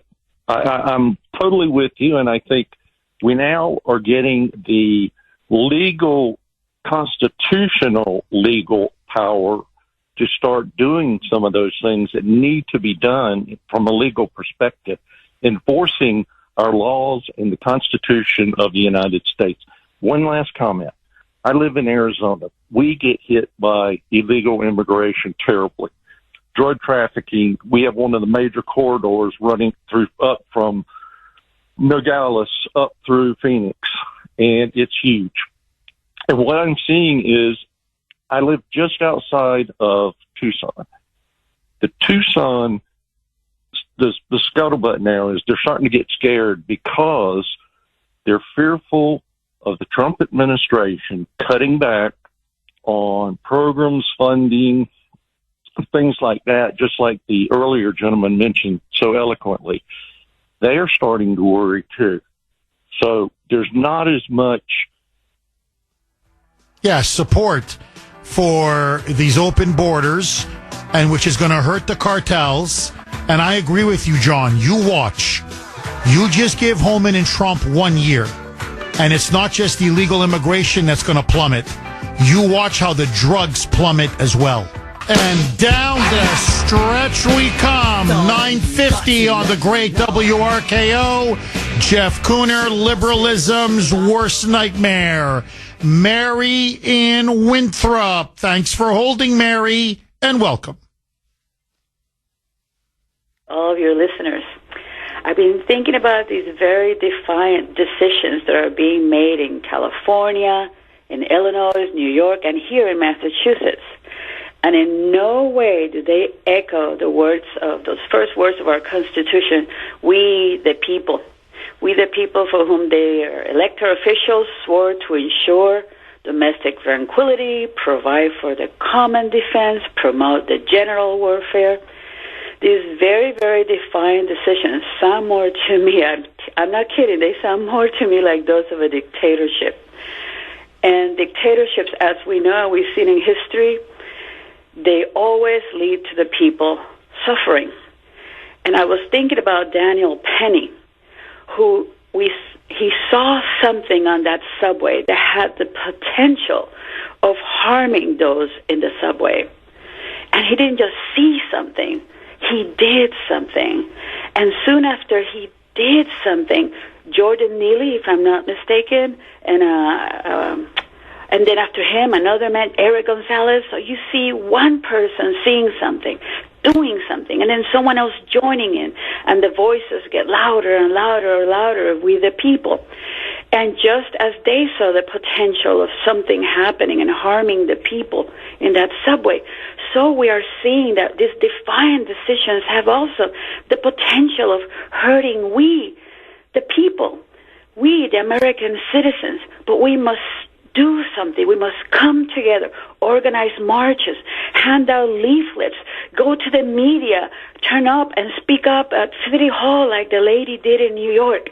But only we, the people, coming together, not just seeing something and doing nothing. We must do something against these very defiant decisions, which are no more than a dictatorship.